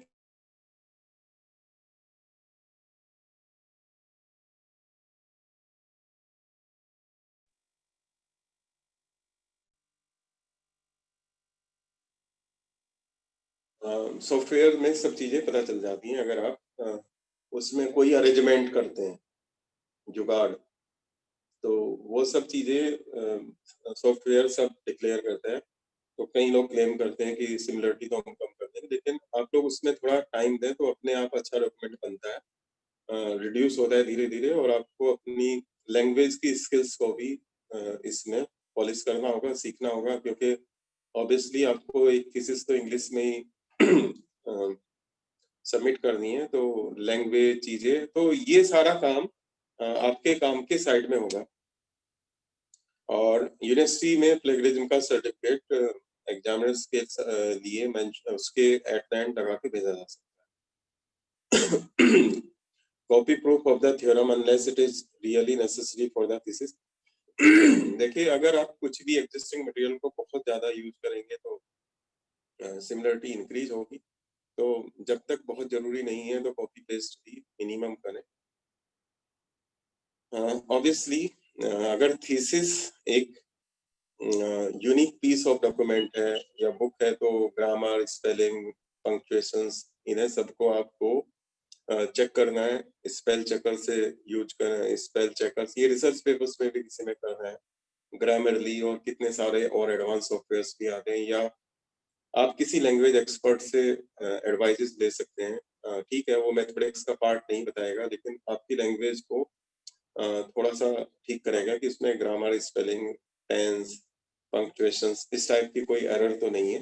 क्योंकि वो देखिए, बहुत लोग होते हैं इसमें, ऐसे लोग भी होते हैं कि जैसे अभी हम एक दिन एक सिनॉप्सिस देख रहे थे कि उसमें जरा सा रेफरेंसिंग में स्टाइल चेंज हुआ था, तो उसे देख लिया था, तो वो उन सब चीजों को देख डालते हैं और रिपोर्ट में मेंशन करते हैं। और रिपोर्ट में एक पर्टिकुलर जो थीसिस इवैल्यूएशन रिपोर्ट होती है, उसमें एक पर्टिकुलर एरिया होता है कि ग्रामर के पॉइंट ऑफ व्यू से थीसिस कैसी है, स्पेलिंग या पंक्चुएशंस, इस पॉइंट ऑफ व्यू से भी आपकी थीसिस कैसी है। तो मैथमेटिकल कंटेंट के साथ साथ आपके प्रेजेंटेशन के कंटेंट भी पार्ट ऑफ द इवैल्यूएशन होते हैं, तो उसका आपको ध्यान रखना है। Clear communication of original ideas is most important. This obviously अगर आपने कुछ सिग्निफिकेंट किया है तो आप क्लियरली उसे कम्युनिकेट करें, कंफ्यूज ना करें। और जैसे ये tell a story, explain to someone a mathematician in 2-3 minutes, what about his thesis, ये आपके सीनियर हो सकते हैं, सुपरवाइजर्स हो सकते हैं, चीजें हो सकते हैं जहाँ पे आप थीसिस को एक्सप्लेन करें कि ये थीसिस इस तरह से है मेरी, इसे मैं इस तरह से मैं प्रेजेंट करना चाहता हूँ, और उनके आइडिया, जो सीनियर्स आपके होंगे, उनके आइडिया भी इनकॉर्पोरेट करें कि आप इस तरह से कर सकते हैं, इस तरह से कर सकते हैं। जो आप डिस्क्राइब करेंगे, इवन वो डिस्क्रिप्शन आपका बहुत इफेक्टिव होगा और आपको कई जगह इंटरव्यूज में भी काम आएगा। फर्स्ट चैप्टर अबाउट, ये इंट्रोडक्शन है, और फर्स्ट चैप्टर में आप ब्रॉड एरिया के बाद फिर स्पेशलाइज्ड एरिया, और फिर आपका एक्सपर्टाइज एरिया जिस पे आपने काम किया है, उसके बारे में, ब्रॉड एरिया के बारे में इंट्रोडक्शन देंगे। फिर आपका जो सब एरिया है, जैसे फिर से वो ऑपरेशन, रिसर्च, इन्वेंटरी, और फिर पर्टिकुलर किस टाइप की मॉडलिंग आपने इसमें की है, उस पे ज्यादा पेजेस देंगे। ऑपरेशन रिसर्च पे अगर 1 पेज देंगे तो इन्वेंटरी पे 2 या 3 पेज देंगे, लेकिन फिर कम से कम 10 पेज आपके स्पेशलाइज्ड एरिया के बारे में देंगे, और उस थीम को एक्सप्लेन करेंगे, उस थीम से रिलेटेड कीवर्ड्स को एक्सप्लेन करेंगे। और जब आप उसे बुक कर रहे हैं तो वो कंप्लीट सेंस में है, तो उसे, उस थीसिस को रीड करने के लिए जितने कीवर्ड्स, जितनी प्री रिक्विजिट या जितनी प्रिपरेशन की जरूरत है, उसे आपको पूरा नहीं एक्सप्लेन करना है। जैसे इन्वेंटरी के ऊपर ही बहुत सारी बुक्स हैं, उस थीसिस के रिस्पेक्ट में जो important definitions, keywords, environmental explanation की जरूरत है, उसे आप मेंशन करेंगे उस थीसिस में। लिटरेचर रिव्यू आपका चैप्टर 1 का पार्ट भी होता है, और कई बार उसे लोग अलग से लिखते हैं। लिटरेचर रिव्यू एक इम्पोर्टेंट और एसेंशियल पार्ट है, नेसेसरी पार्ट है किसी भी थीसिस का। Again we must know that what is new and original in our thesis. जो भी मैथमेटिकल वर्क किया है तो नीव और ओरिजिनल हमें ठीक से पता होगा, तो उसे हमें कहाँ प्रेजेंट करना है। This should be the main part of the thesis chapters means, and normal range is 5 to 7 chapters mathematics में। ये लिमिट अप टू 10 चैप्टर्स भी हो जाती है। 4 चैप्टर्स तो कम है किसी मैथमेटिक्स के थीसिस में अगर होते हैं, तो एटलीस्ट 5 चैप्टर्स तो वर्क के। Chapters means problems. ये चैप्टर्स, हाँ, इंट्रोडक्शन इसका पार्ट नहीं है, इंट्रोडक्शन और लिटरेचर रिव्यू इसका पार्ट नहीं है। 5 to 7 जो आपके नीव और ओरिजिनल वर्क है, वो 5 to 7 चैप्टर्स आपके होनी चाहिए। और हर चैप्टर में कोशिश करें कि एक या एक से ज्यादा problem. For computational project normally comparison with other method is required. Definitely अगर आपने कुछ कंप्यूटेशनल वर्क किया है तो ट्रेडिशनल मेथड से, किसी मेथड से किस तरह से कैलकुलेशन आती है। फॉर एग्जांपल, आप में से कुछ लोग हो सकते हैं, हम कंप्यूटर साइंस वालों को भी अलाउ करते हैं मैथमेटिकल साइंसेस में पीएचडी करने के लिए। अगर कोई एमसीए या एमटेक है तो वो उसमें मेंशन कर सकते हैं कि इस मेथड से ये आंसर था, और स्पेसिफिक किसी प्रोग्रामिंग से या किसी और टेक्निक से, genetic algorithm, particle swarm optimisation या और कोई भी कंप्यूटिंग टेक्निक डिफरेंट हो जिसपे उसने किया है कि उससे ये आंसर आता है, और उससे क्या रिफाइनमेंट आया, क्या प्रीवियस रिजल्ट थे, क्या इस नई टेक्निक के साथ रिजल्ट है, या क्या स्पेशलाइज्ड। नॉर्मली लोग, कंप्यूटर के लोग ये मेंशन करते हैं कि सॉफ्टवेयर तो जनरल होते हैं, लेकिन जब आप प्रोग्रामिंग या कोडिंग करते हैं वो इन पर्टिकुलर होती है। जनरल रिजल्ट किए थे, पर्टिकुलर वाले ज्यादा बेटर है, और पर्टिकुलर के बेस पे फिर क्या आपके कंक्लूजन्स है। सो एट द एंड कंक्लूजन्स, किसी भी थीसिस में हर चैप्टर के एंड में भी कंक्लूजन होगा और पूरी थीसिस का भी कंक्लूजन होगा, है ना। और एट द एंड जब कंक्लूजन आप कर देंगे तो फ्यूचर रिसर्च डायरेक्शंस डेफिनेटली हर थीसिस में एक इम्पोर्टेंट है। हर चैप्टर में भी आप मेंशन करते हैं कि this problem further can be extended to. हर रिसर्च पेपर के एंड में भी ये एक इम्पोर्टेंट चीज मानी जाती है कि जो रिसर्चर है वो आने वाले रिसर्चर्स को एक सिंसियर और जेन्युइन एडवाइस करे कि ये work further can be extended to. तो यही काम आपके सारे चैप्टर्स में भी होगा और ओवरऑल थीसिस के भी एट द एंड में होगा कि क्या क्या प्रॉब्लम्स और अभी ओपन है जो हो सकते।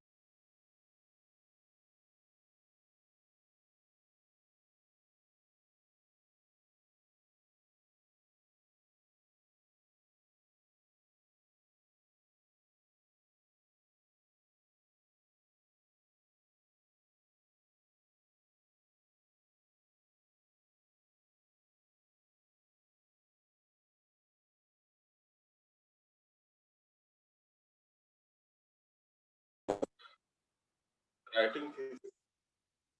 A proposal describes your proposed plan of work. Basically, proposal is the synopsis. What you intend to study. Repeat होंगी अब चीजें, वैसे तो हम एक बार खत्म कर चुके हैं। चलिए जल्दी देख सकते हैं। Scope and research questions. How you intend to study your topic, methodology. हाँ, चैप्टर 1 या चैप्टर 2 का पार्ट, अगर आपने कोई स्पेसिफिक मेथोडोलॉजी यूज की है जो हर सब्जेक्ट की होती है, तो आप उस मेथोडोलॉजी को भी डिस्क्राइब करेंगे। आप क्या स्टडी करना चाहते हैं, रिसर्च क्वेश्चंस क्या होते हैं, रिसर्च प्रपोजल का पार्ट भी होगा, और क्या मेथोडोलॉजी आप एडॉप्ट करेंगे। जैसे इन्वेंट्री में मेजरली मैंने बताया था cost minimisation technique and profit maximisation technique. ये 2 टेक्निक मेनली होती हैं जिनके बेस पे होती है, तो दोनों की अपनी मेथोडोलॉजी है जिसे आप एक्सप्लेन करते हैं। Why this topic need to be studied, ये सिनॉप्सिस के भी टाइम पे आएगा और ये थीसिस का भी एक पार्ट होना चाहिए कि आप सिग्निफिकेंस या इम्पोर्टेंस ऑफ दैट टॉपिक जो आपने स्टडी किया है उसे भी आप इंट्रोडक्शन वाले चैप्टर में मेंशन करेंगे। और ये काम कंप्लीट आपने कैसे किया, क्या है, कोई एक्सपेरिमेंटेशन किया, कोई हेल्प ली, कोई कंसल्टेंसी ली, और कैसे आप अपनी रिसर्च जर्नी 2-3 साल की उसे भी बता सकते हैं। मेनली जैसे एक्सपेरिमेंट वाले प्रैक्टिकल्स होते हैं तो वो उसमें उस प्रोसेस को भी लिखते हैं कि उन्होंने सैंपल या सैंपलिंग वाले करते हैं कि उन्होंने किस तरह से सैंपल साइज किया, कहाँ से डेटा कलेक्ट किया, क्या चीजें की, ये सब चीजें। Where you will conduct this work, again this is related to अगर सर्वे वर्क हुआ है तो वो आपने कहाँ पे कंडक्ट किया है, या कोई एक्सपेरिमेंटेशन हुआ है, कोई लेबोरेटरी का काम है, तो वो आपने कहाँ पे कंप्लीट किया। Obviously, again, writing thesis में how your research contribute to existing research, जो ऑलरेडी हो चुका है उसमें क्या एडवांसमेंट आपकी रिसर्च करती है और क्या आपने उसमें कंट्रीब्यूट किया है। Demonstrate that you understand how to conduct discipline specific research in an acceptable time framework. ये एक तरह से थोड़ा सा मिक्स हो गया है राइटिंग प्रपोजल का भी और राइटिंग थीसिस का भी, तो आप इसे एट द एंड भी इसमें मेंशन कर दें कि कैसे आपने उसे कंप्लीट किया है। ऑडियंस तो फिर आपके वही हैं, academic advisers means your supervisor and internal and external examiners. Basically कुछ there are some important and general advices for effective thesis writing. Establish a writing schedules. ये बहुत important है। जैसे मैंने आपको अभी से इसमें एडवाइस किया कि thesis at the end of 6 month लोग कहते हैं कि लिखनी चाहिए, नहीं ऐसा मैं नहीं मानता। मुझे लगता है इंट्रोडक्शन का चैप्टर, एक अच्छा इंट्रोडक्शन आपके सारे रिसर्च पेपर्स में काम आएगा, सारे प्रोजेक्ट्स में काम आएगा। इस बीच में जब भी आप थीसिस के डिफरेंट चैप्टर्स लिखेंगे वो उन सब में काम आएगा। तो आप अच्छा मटेरियल करते रहें और पूरा शेड्यूल, जो प्रॉब्लम आपकी कंप्लीट होती है, जो प्रॉब्लम्स आपकी कंप्लीट होती हैं, तो 2 तरह के प्रेजेंटेशन होते हैं, उसे रिसर्च पेपर शेप में फॉर्मेटिंग उसकी करना और उसका रिसर्च चैप्टर्स के शेप में फॉर्मेटिंग करना। रिसर्च पेपर्स में जर्नल्स की लिमिटेशंस होने के बाद या बहुत सारे जर्नल्स पर्टिकुलर लिमिट से बड़ा पेपर हो तो उसमें कुछ पैसे वैसे चार्ज करते हैं। तो जब आप रिसर्च पेपर्स लिखते हैं तो सारे रिसर्च जर्नल्स का, अच्छे रिसर्च जर्नल्स का प्रेशर होता है कि आपका वर्क कॉम्पैक्ट हो, उसे ब्रीफ करें, उसे समराइज करें, उसे जितना छोटा हो सकता है उतना छोटा करें। और उसे ऐसा करने के चक्कर में कई बार बहुत इंपॉर्टेंट चीजें आपको मिस करनी पड़ती हैं, या कई चीजें आप जितनी बताना चाहते हैं उतनी नहीं बता पाते उसमें। लेकिन जब आप रिसर्च चैप्टर लिखते हैं तब लेंथ आपके हाथ में है, तो आप दोनों तरह से उस चीज को कंप्लीट करें। तो आपका जो राइटिंग शेड्यूल हो उसमें इंट्रोडक्शन को टाइमली कंप्लीट करना डेफिनेटली हो। पहले 6 महीने में इंट्रोडक्शन की फ्रेमवर्क पूरा बन जाए, क्या क्या उसकी आउटलाइंस होंगी, क्या क्या चैप्टर्स होंगे और क्या क्या सबटाइटल्स होंगे इंट्रोडक्शन के, और जो प्रॉब्लम आप कंप्लीट करते जाएं उसे रिसर्च पेपर पैटर्न में और थीसिस पैटर्न में कंप्लीट करते जाएं टाइमली, इसे बनाएं। Free writing, begin by free writing. ये तो इनिशियल से आप करते हैं कि जो भी मिलता है, कुछ अच्छी लाइंस हैं तो उसे आप लिखते जाएं, वो कहीं भी सेट कर दी जाएगी, कहीं पे मेंशन कर दी जाएगी। और keep a small notebook with you to write down relevant thoughts. कुछ अच्छी कोटेशंस, कुछ अच्छे स्टेटमेंट, लैंग्वेज कहीं से भी मिलती है तो उसे आप नोट कर लें या अपने सिस्टम में कहीं सेव कर लें। रिकॉर्डिंग डिवाइसेस बेसिकली अगर लगता है आपको इम्पोर्टेंट है, नहीं तो सिस्टम में कहीं पे भी आप रख सकते हैं। Different parts in different computer files और इन डिफरेंट इंडेक्स कार्ड। जैसे भी कार्ड वाला सिस्टम पहले हुआ करता था, अब आप कर सकते हैं। आपकी सिनॉप्सिस में मान लिया 5 आउटलाइंस हैं, तो आप ऑल 5 आउटलाइंस के अलग अलग फोल्डर्स बनाएं, फिर उसके सब फोल्डर्स बनाएं, उससे रिलेटेड थ्योरी, बुक्स, चीजें, मटेरियल्स की फाइल्स उसमें रखें, फिर उसमें प्रॉब्लम्स आपने क्या डिस्क्राइब किए उसे अलग से मेंशन करें, और उससे रिलेटेड जितना भी रॉ मटेरियल आप इकट्ठे कर सकते हैं उसे आप करने की कोशिश करें। डेफिनेटली स्टार्टिंग पॉइंट, जैसे मैंने मेंशन किया था कि वो फर्स्ट इम्प्रेशन होता है, तो जो सबसे क्लियर सेक्शन है आपको पूरे थीसिस का, उससे आप स्टार्ट करें। जब आप के पास 4-5 आउटलाइंस हैं या जितनी भी आउटलाइंस हैं, कोई जरूरी नहीं कि आप पहली आउटलाइंस को ही सबसे पहले एक्सप्लोर करेंगे, जिसमें आपको इंटरेस्ट आए, जिसमें आप एंटर कर सकें इजीली, उससे आप स्टार्ट करें। Again, this is again repetition. What is the components or parts of a thesis? Title, abstract, introduction, background, problem statement. Problems का सब part होगा purpose, aim, rationale, research questions, review of literature, methodology, significance of the research work, overview of the chapter, plan of the work, and chapter scheme, then and at the end of bibliography. थोड़ा specific introduction के बारे में बताया. Introduction में problem को define करने के बाद what your research work is about, justify why it is important, explain your thesis structure. At the end है ना, structure of the thesis. This thesis has been divided into 8 chapters. Chapter 1 is introduction, chapter 2 is that, chapter 3 is that. 4 lines to each chapter. Describe the broad foundations of your study. Provide sufficient background for readers.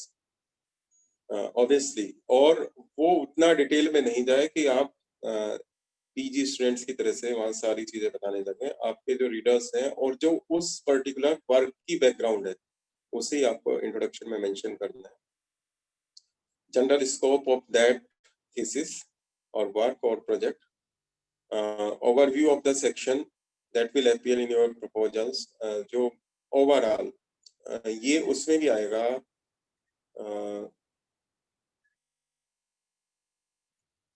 जो thesis structure है वही आपका वहाँ पे एक तरह से overview of the work done वहाँ पे होगा.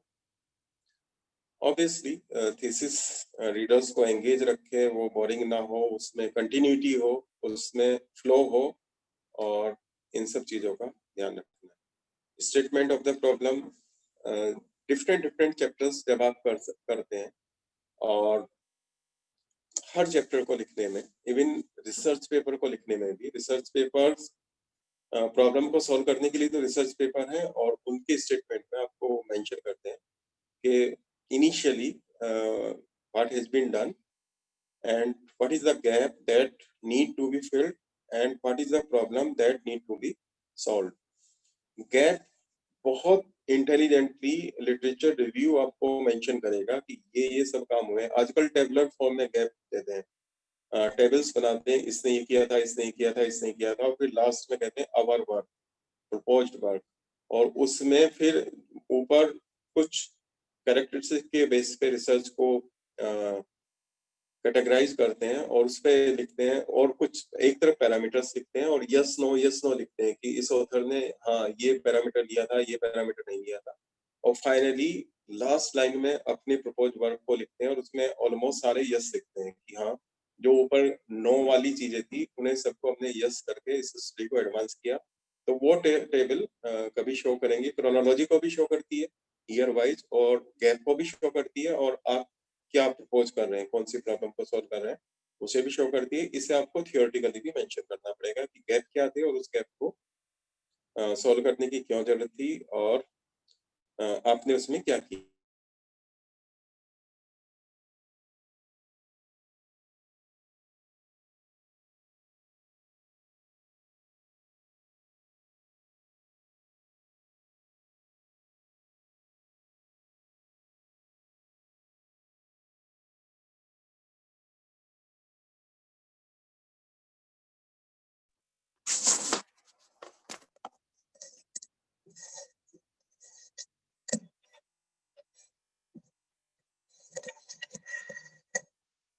State the problem clearly, cleverly, early in a paragraph. Limit the variables you address in stating your problems or questions. बहुत ज़्यादा variables ना mention करें इसमें. Consider framing the problem as a question. ये सब जब आप particular topics पे जाएंगे तो वहाँ आप देखिए जिस भी टॉपिक पे आप काम करेंगे उसके ज्यादा से ज्यादा रिसर्च पेपर्स पढ़ने हैं. वो अपने आप आपको बहुत सारी नॉलेज प्रोवाइड करेंगे कि किस तरह से उसने बेटर ढंग से अपने क्वेश्चंस को प्रेजेंट किया, कैसे बेटर ढंग से एक्सप्लेन किया, कैसे प्रॉब्लम तो बहुत एवरेज थी लेकिन उसकी एक्सप्लेनेशन बहुत एक्सीलेंट थी. या आप रिसर्च पेपर में ऐसे पेपर भी पाएंगे कि पेपर तो बहुत अच्छा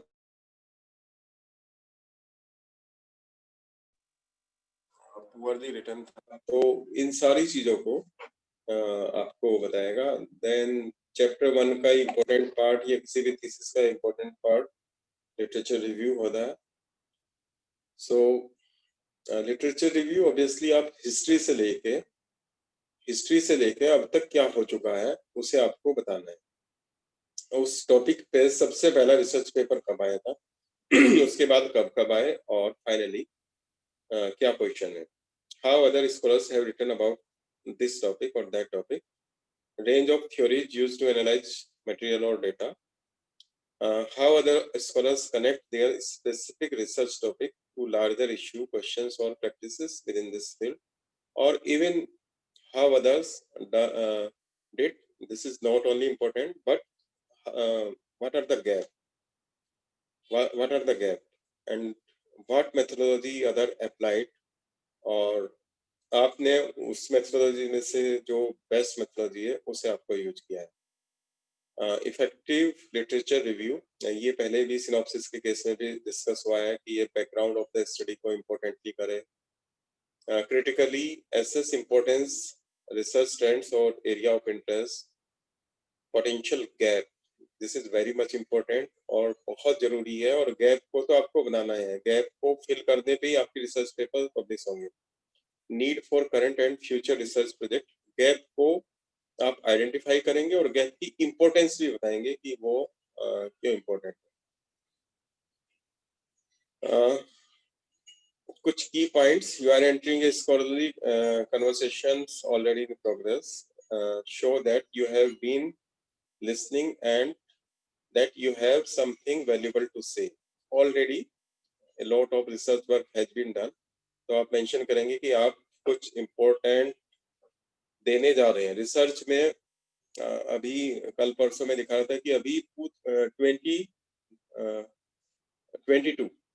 2022 के रिसर्च पेपर्स भी ऑनलाइन है, तो रिसर्च में बहुत वैक्यूम आपको ऐसे नहीं मिलेंगे। उन वैक्यूम को with the help of your advisor आपको सर्च करना पड़ेगा और उन्हें बहुत फास्टली फिल करना पड़ेगा, नहीं तो इतनी स्पीड से लोग काम कर रहे हैं कि 2022 तक के पेपर्स भी ऑनलाइन अवेलेबल हैं, बहुत सारे हजारों 22 तक के पेपर भी ऑनलाइन अवेलेबल हैं। तो उस गैप को आपको प्रॉपरली फिल करना है। तो लिटरेचर में गैप को बताना, और या जो भी फीड कह रही है उसमें से आप यूनिकली और सबके इम्पोर्टेंट की चीजें क्या बताने जा रहे हैं।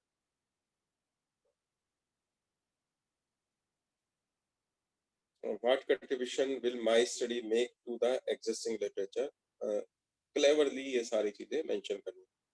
Methodology overall again depends upon chapter to chapter, basically topic to topic. Even chapters में भी methodology different हो सकती है। किसी चैप्टर में आप कोई उसमें तो ओवरऑल क्या अप्रोच आपने फॉलो की, जनरल चीजें चैप्टर 1 में बताएंगे और पर्टिकुलर चीजें स्पेसिफिक चैप्टर में बताएंगे।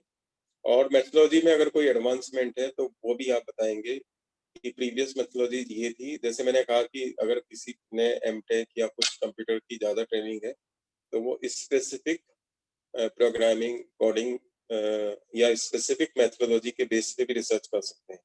सेम प्रॉब्लम जो अब तक हो चुकी है वो डिफरेंट अप्रोच से, डिफरेंट मेथोडोलॉजी से या डिफरेंट कंप्यूटेशनल प्रोसेस से करने के बाद क्या रिजल्ट आते हैं, that is also research. Data collection, how you intend to analyze and interpret your results. Basically findings आने के बाद बाकी जब आपके पास टेबल्स, रिजल्ट्स और सब चीजें आती हैं उन्हें प्रेजेंट करना भी बहुत इंपॉर्टेंट होता है।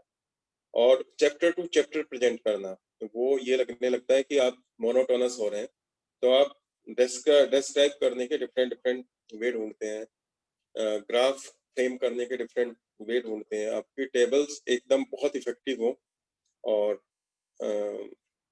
रिजल्ट्स को डिस्क्राइब करती हो। If necessary provide background for unfamiliar methodologies, potential limitations obviously बताने की जरूरत है। About this is again about the methodology, discuss the methodology. जब आप रिसर्च अपनी डिफरेंट प्रॉब्लम्स को कंप्लीट कर देंगे तो ये इन सब में आप कंफर्टेबल होंगे कि कहाँ पे आपको मेथोडोलॉजी को मेंशन करना है, क्या उसकी इम्पोर्टेंस है और क्या ऑब्जेक्टिव ऑफ द स्टडी है। Last point is important. Explain the usefulness or benefit of the study to both the outside world and the research community. Overview of the chapters. ये हमने कहा था कि 5 to 7 मैथमेटिक्स में होते हैं। ठीक है। चैप्टर्स के टाइटल आपका जो मेन टाइटल है उससे कनेक्ट होते हुए लगे। ये ना हो कि आपकी थीसिस का मेन टाइटल तो डिटरमिनिस्टिक मॉडल्स है और चैप्टर्स आपके स्टोकेस्टिक पे बनने लगे। तो मेन जो आपका एरिया है चैप्टर्स उनसे कनेक्ट करते हुए हो और चैप्टर्स में आप टाइटल और चैप्टर्स की ऑर्डरिंग भी बहुत इंपॉर्टेंट है। ओके, एक मिनट, एक सेकंड।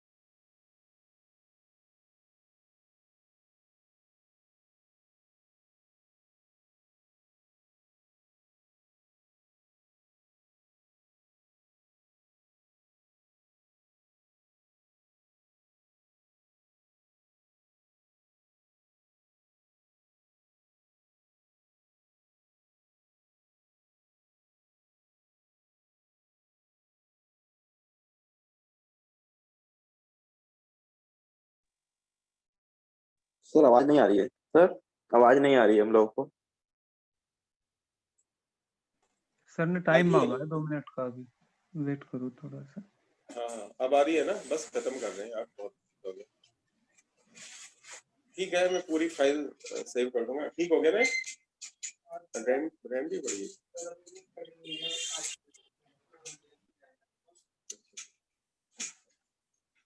ठीक है, ये देखिए keep a notebook of ideas, ये बात आई गई थी। बी कंस्ट्रक्टिवली क्रिटिकल, अपने ही काम को के लिए क्रिटिकल रहें और अपने आप को मोटिवेट करें कि मैं और बेटर कर सकता हूँ। ये मैंने क्या लिखा है, इसमें से काम नहीं चलेगा, और अच्छा करना है और बेटर करना है, पॉजिटिव। और short term target obviously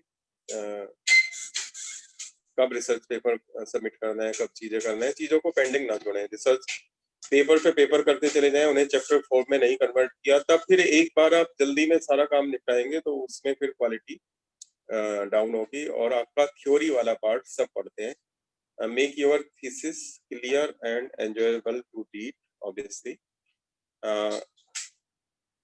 angry और बोर ये नाराज भी हो जाए और बोर भी हो जाए थीसिस को पढ़ते हुए। रीडर्स तो सबसे पहले रीडर्स तो वही हैं जो आपकी तकरीर लिखेंगे, तो वो एंग्री हो जाए या बोर हो जाए तो समस्या बढ़ जाएगी। स्टार्ट एज जल्दी एज पॉसिबल। जैसे मैंने कहा, थीसिस लिखने का काम अभी से शुरू हो सकता है, कोर्स वर्क से। First chapter in your early months when you start to become familiar with the problem, writing also help to understand. First chapter में जो भी हम मेंशन करते हैं वो बाद में भी काम आएगा। Publish paper during your research, so you just have to edit them and put them together, and that's all. Any question or any addition or any subtraction? Sir thesis लिखने के लिए जो आपने बताया कि अभी से लिखना शुरू कर सकते हैं कोर्स वर्क से ही, तो सर अभी लग तो हमने कुछ इसमें वर्क किया ही नहीं है, पेपर वगैरह को लेकर के कुछ हमें अभी सुपरवाइजर भी या लोड नहीं हुए नेट वाले हम लोग सर। देखिए, तो हम कैसे लिख सकते हैं सर इसके ऊपर कुछ? ये आप कह रहे हो आपके बीच में कम से कम 15-20 स्टूडेंट ऐसे हैं जिन्हें सुपरवाइजर अलॉट हो चुके हैं, है ना? जीआरएफ वाले स्टूडेंट्स को सुपरवाइजर अलॉट हो चुके हैं। नंबर 1, आप लोगों में से मोर देन 80% ऐसे लोग हैं जिन्हें पता है उनके सुपरवाइजर कौन होने वाले हैं, और ऑलमोस्ट 100% को ये पता है कि वो किस टॉपिक पे रिसर्च करने वाले हैं, है ना? उनका इंटरेस्ट है उसी टॉपिक पे तो रिसर्च करेंगे ना। तो जब आपको इतनी क्लियरिटी है, सर लिटरेचर रिव्यू को लेकर के तो हम लोग पढ़ रहे हैं, जैसे कि लिटरेचर रिव्यू कहाँ से पढ़ना है, तो वो तो है सर, तो वही कर सकते हैं अभी तो हम लोग। आपकी थीसिस में लिटरेचर रिव्यू भी एक इम्पोर्टेंट चैप्टर होना है। आपकी थीसिस के 15 to 10 पेजेस लिटरेचर रिव्यू के होने हैं, तो अच्छा लिटरेचर रिव्यू अगर अभी आप लिखना शुरू करते हैं तो वो भी तो एक थीसिस का ही पार्ट है। और अगर आप डायनेमिक्स में काम करने वाले हैं तो आप फ्लूइड डायनेमिक्स पे अच्छी बुक, अच्छे आर्टिकल, ऑब्वियसली विकिपीडिया पे मिलने वाली चीजें तो प्लेगरिज्म में सबसे पहले पकड़ी जाएंगी। तो आपको कुछ रिमोट और रेयर चीजों की तरफ जाना पड़ेगा, कुछ क्लासिकल रिप्रेजेंटेशन की तरफ जाना पड़ेगा। और फर्स्टली क्लासिकल कोई कब लिखता है, पहली बार में तो वो खुद समझता है उस कंसेप्ट को, टॉपिक को, फिर उसमें वो अपग्रेडेशन देखते हैं, अरे इस चीज को तो ऐसे भी लिखा जा सकता है, अरे इसने तो बहुत अच्छे से लिखा है तो इसकी चीजें सेव कर दो। कुछ दिन बाद उसे वो जनरल लगने लगता है, उससे बेटर कुछ मिलता है।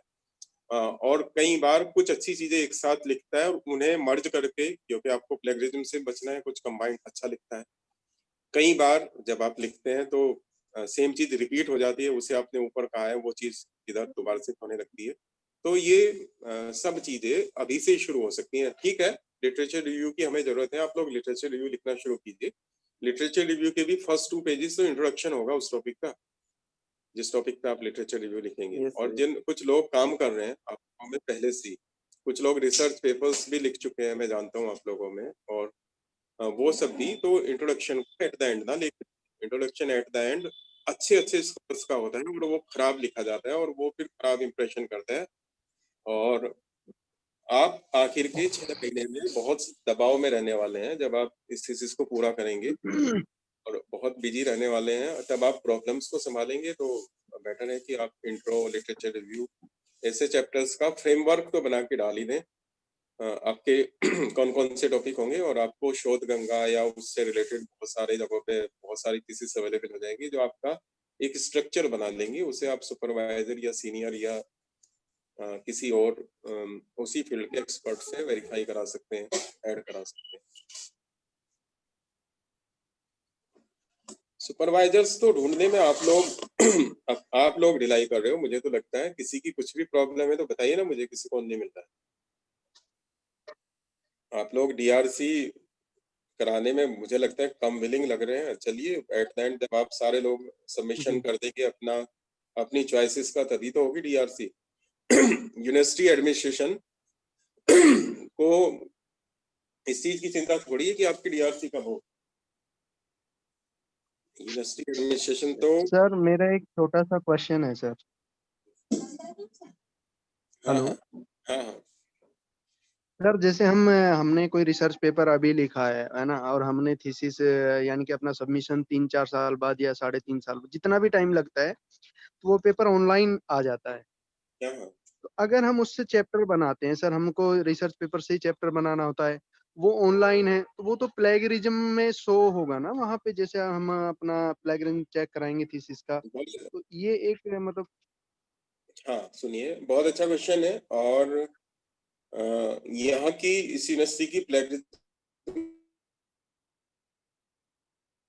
पॉलिसी जब बनी तो मैं भी उस कमेटी का पार्ट था, 3 लोगों ने बनाई थी। तो स्पेसिफिकली आप सबकी इंफॉर्मेशन के लिए मैं बता दूं कि अगर सेल्फ पब्लिश्ड कंटेंट है उसमें ऑब्वियसली वो मैच करेगा, 100% मैच करेगा, उससे प्लेगरिज्म में माइनस कर दिया जाएगा। अगर आपका वो रिसर्च पेपर जो आपकी थीसिस का पार्ट है जी वो सर। 5% कंट्रीब्यूट करता है, तो आपकी 25% अगर प्लेगरिज्म आ रहा है और 5% आपके पब्लिकेशन से आ रहा है तो वो माइनस होगा।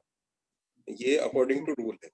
तो आप बिल्कुल बेफिक्र होकर अपने पब्लिकेशंस कराएं। और आपकी थीसिस अगर 100% प्लेगरिज्म में आ रही है और आप 100% रिकॉर्ड ये दे पा रहे हैं, प्लेगरिज्म रिपोर्ट आपने देखी होगी, उसमें एट द एंड लिखते हैं, वो रिपोर्ट में मेंशन होता है कि वो किस किस जी सर। जी सर। डॉक्यूमेंट से मैच करता है। और वो सारे उमेश चंद के ही नाम आ रहे हैं सारे, कि जी 100% उमेश चंद के पब्लिश वर्क से मिलता है, तो आपका 0% प्लेगरिज्म का सर्टिफिकेट यहीं से बना के दे दिया जाएगा। जी। Okay okay sir. सर वो कोई सर इशू नहीं। मेरा एक दूसरा छोटा सा क्वेश्चन है। हम्म, सिनॉप्सिस के टाइम पे हम अपनी प्रॉब्लम डिफाइन करते हैं कि हमको इस पे वर्क करना है ना। हम्म। तो सर ये मतलब साइंस के पॉइंट ऑफ व्यू से, जैसे मैथ्स है, फिजिक्स है, तो थोड़ा सा मतलब मेरे अकॉर्डिंग जो मुझे लगता, हो सकता है सर मैं गलत हूँ, कि वो प्रिडिक्शन करना थोड़ा सा मुश्किल नहीं है सर? क्या कुछ ऐसा जैसे हमारा ह्यूमैनिटीज में तो कर देते बहुत हैं अच्छा क्वेश्चन किया आपने उमेश। हाँ चलिए, सर। मैं कोशिश करता हूँ आंसर करने, अच्छे क्वेश्चन का आंसर करने की। देखिए जी सर। सर नमस्कार सर। जी सर, मेरा भी सुपरवाइजर नहीं हो पाई फाइनल सर। अच्छा, मैं पहले उसके सवाल का जवाब दे दूं, 2 क्वेश्चन मिक्स मत करो। हाँ सुंदर जी, इनके बाद में। Okay sir. हाँ जैसे जैसे देखिए, वही प्रेडिक्शन वाली बात आती है। आप जिस इंडस्ट्री में काम कर रहे हैं उसका एक लिमिटेशन है कि वो सिनॉप्सिस को पहले मांग रही है। अब से 30 साल जी सर। पहले ये इस यूनिवर्सिटी में पीएचडी करने के लिए रजिस्ट्रेशन कराने की भी जरूरत नहीं थी। और ये था कि आप काम शुरू करिए और जब आपका काम बन जाएगा पूरा तब उसे पेपर पब्लिकेशन करना शुरू कीजिए। एक टाइम पे तो एक यूनिवर्सिटी के वाइस चांसलर से रिटायर हुए हैं प्रोफेसर, उन्होंने कभी फॉर्मली कहीं पीएचडी नहीं की। उनके ये था कि अगर 5 पब्लिकेशंस किसी के हो जाएंगे और वो एक एप्लीकेशन दे कि मेरे 5 पेपर पब्लिश हो चुके हैं और इस तरह से मुझे डॉक्टरेट अवार्ड कर दी जाए, तो यूनिवर्सिटी का रूल था कि उसे डॉक्टरेट की डिग्री अवार्ड हो जाती थी बिना रजिस्ट्रेशन के, बिना सुपरवाइजर के और बिना थीसिस के।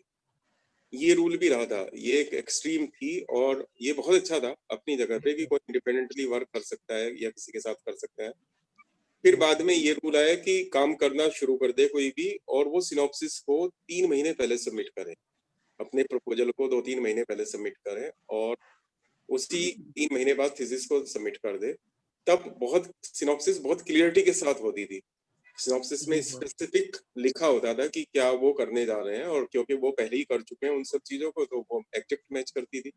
लेकिन जब ऐसा सिस्टम है कि सिनॉप्सिस एक प्री एग्रीमेंट है, तो आप अपने क्वेश्चंस को स्पेसिफिक ना बनाएं, आप अपने क्वेश्चंस को स्पेसिफिक ना बनाएं, आप अपने क्वेश्चंस को स्पेशलाइज ना बनाएं, आप अपने क्वेश्चंस को पर्टिकुलर ना बनाएं,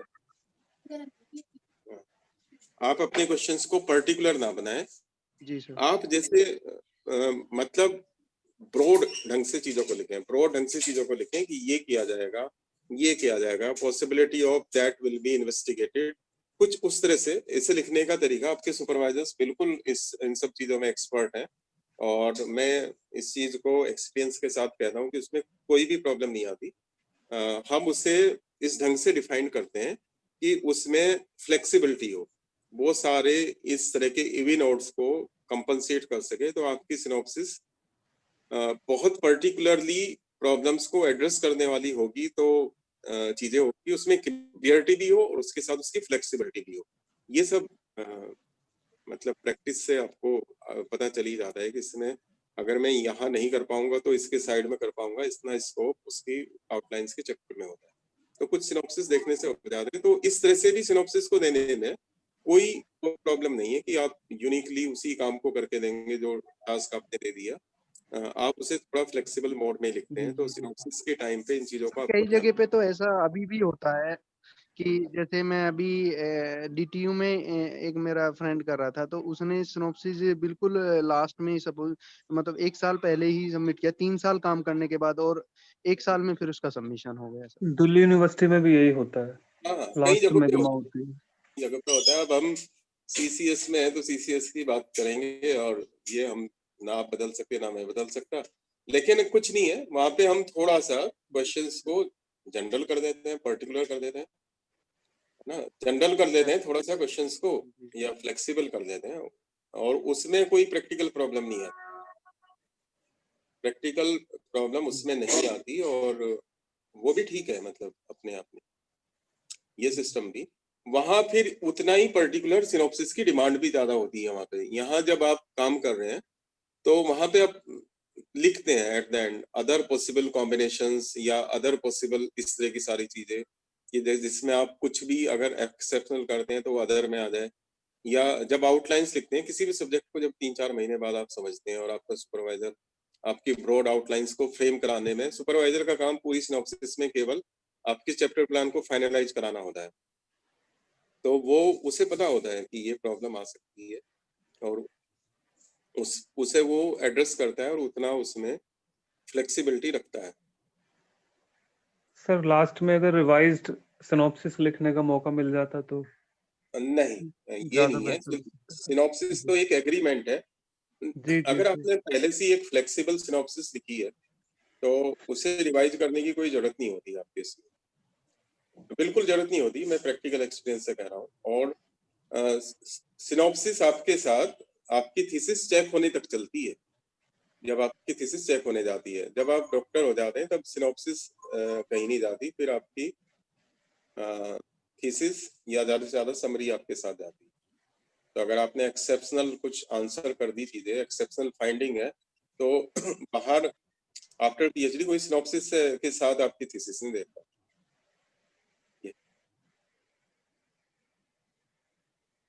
और पूछिए।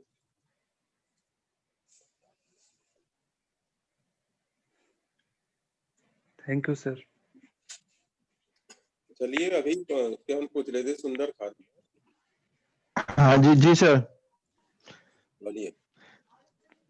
हाँ जी जी सर, अभी वो सुपरवाइजर फाइनल नहीं हो पाए सर मेरे। हालांकि मैं कोशिश कर रहा हूँ कि सर आज हो जाए बात। तो क्या हुआ फाइनली, मतलब बताइएगा मुझे। अ- अभी तो सर गाइड नहीं हो पाए, नहीं कि अभी सर गाइड कौन होंगे। चलिए आप मुझे बात कर दीजिए अलग से, और ये प्रॉब्लम सॉल्व हो जाएगी। सुपरवाइजर के अगर और किसी के इश्यू हैं तो बताइए। एक दिन मैंने एक एक का नाम लेके पूछा था, सबके पास अवेलेबल थे सुपरवाइजर, लेकिन अभी मैं डिपार्टमेंट में पता करूं तो आपकी कंसेंट नहीं आई है, और जब तक कंसेंट नहीं आएंगे डीआरसी नहीं होगी। डीआरसी नहीं होंगे तो आप वो लिटरेचर रिव्यू कब लिखेंगे? आपकी 5-6 दिन की क्लासेस कुल बची हुई है टोटल, तो ये काम लिटरेचर रिव्यू और भी हम इमिडिएटली अभी कर देते 15-20 दिन बाद। वो एक एग्जाम होगा और वो कई दिन तक होगा। हर आदमी को यहाँ 20 मिनट्स दिया करते थे, हम ऑनलाइन भी 10-10 मिनट्स देंगे, तो एक स्लॉट दिया जाएगा। इतना बड़ा बैच साइज है, तो वो कई दिन तक एग्जाम होगा। लिटरेचर रिव्यू का प्रेजेंटेशन, आपको मार्क्स मिलने हैं उसमें, तो कराइए डीआरसी। क्यों मतलब इसमें वो कर रहे हैं? कोई पीछे होने से वो आसान थोड़ी हो जाएगा, और उसमें मुश्किल क्या है जिसकी तैयारी आप कर रहे हैं?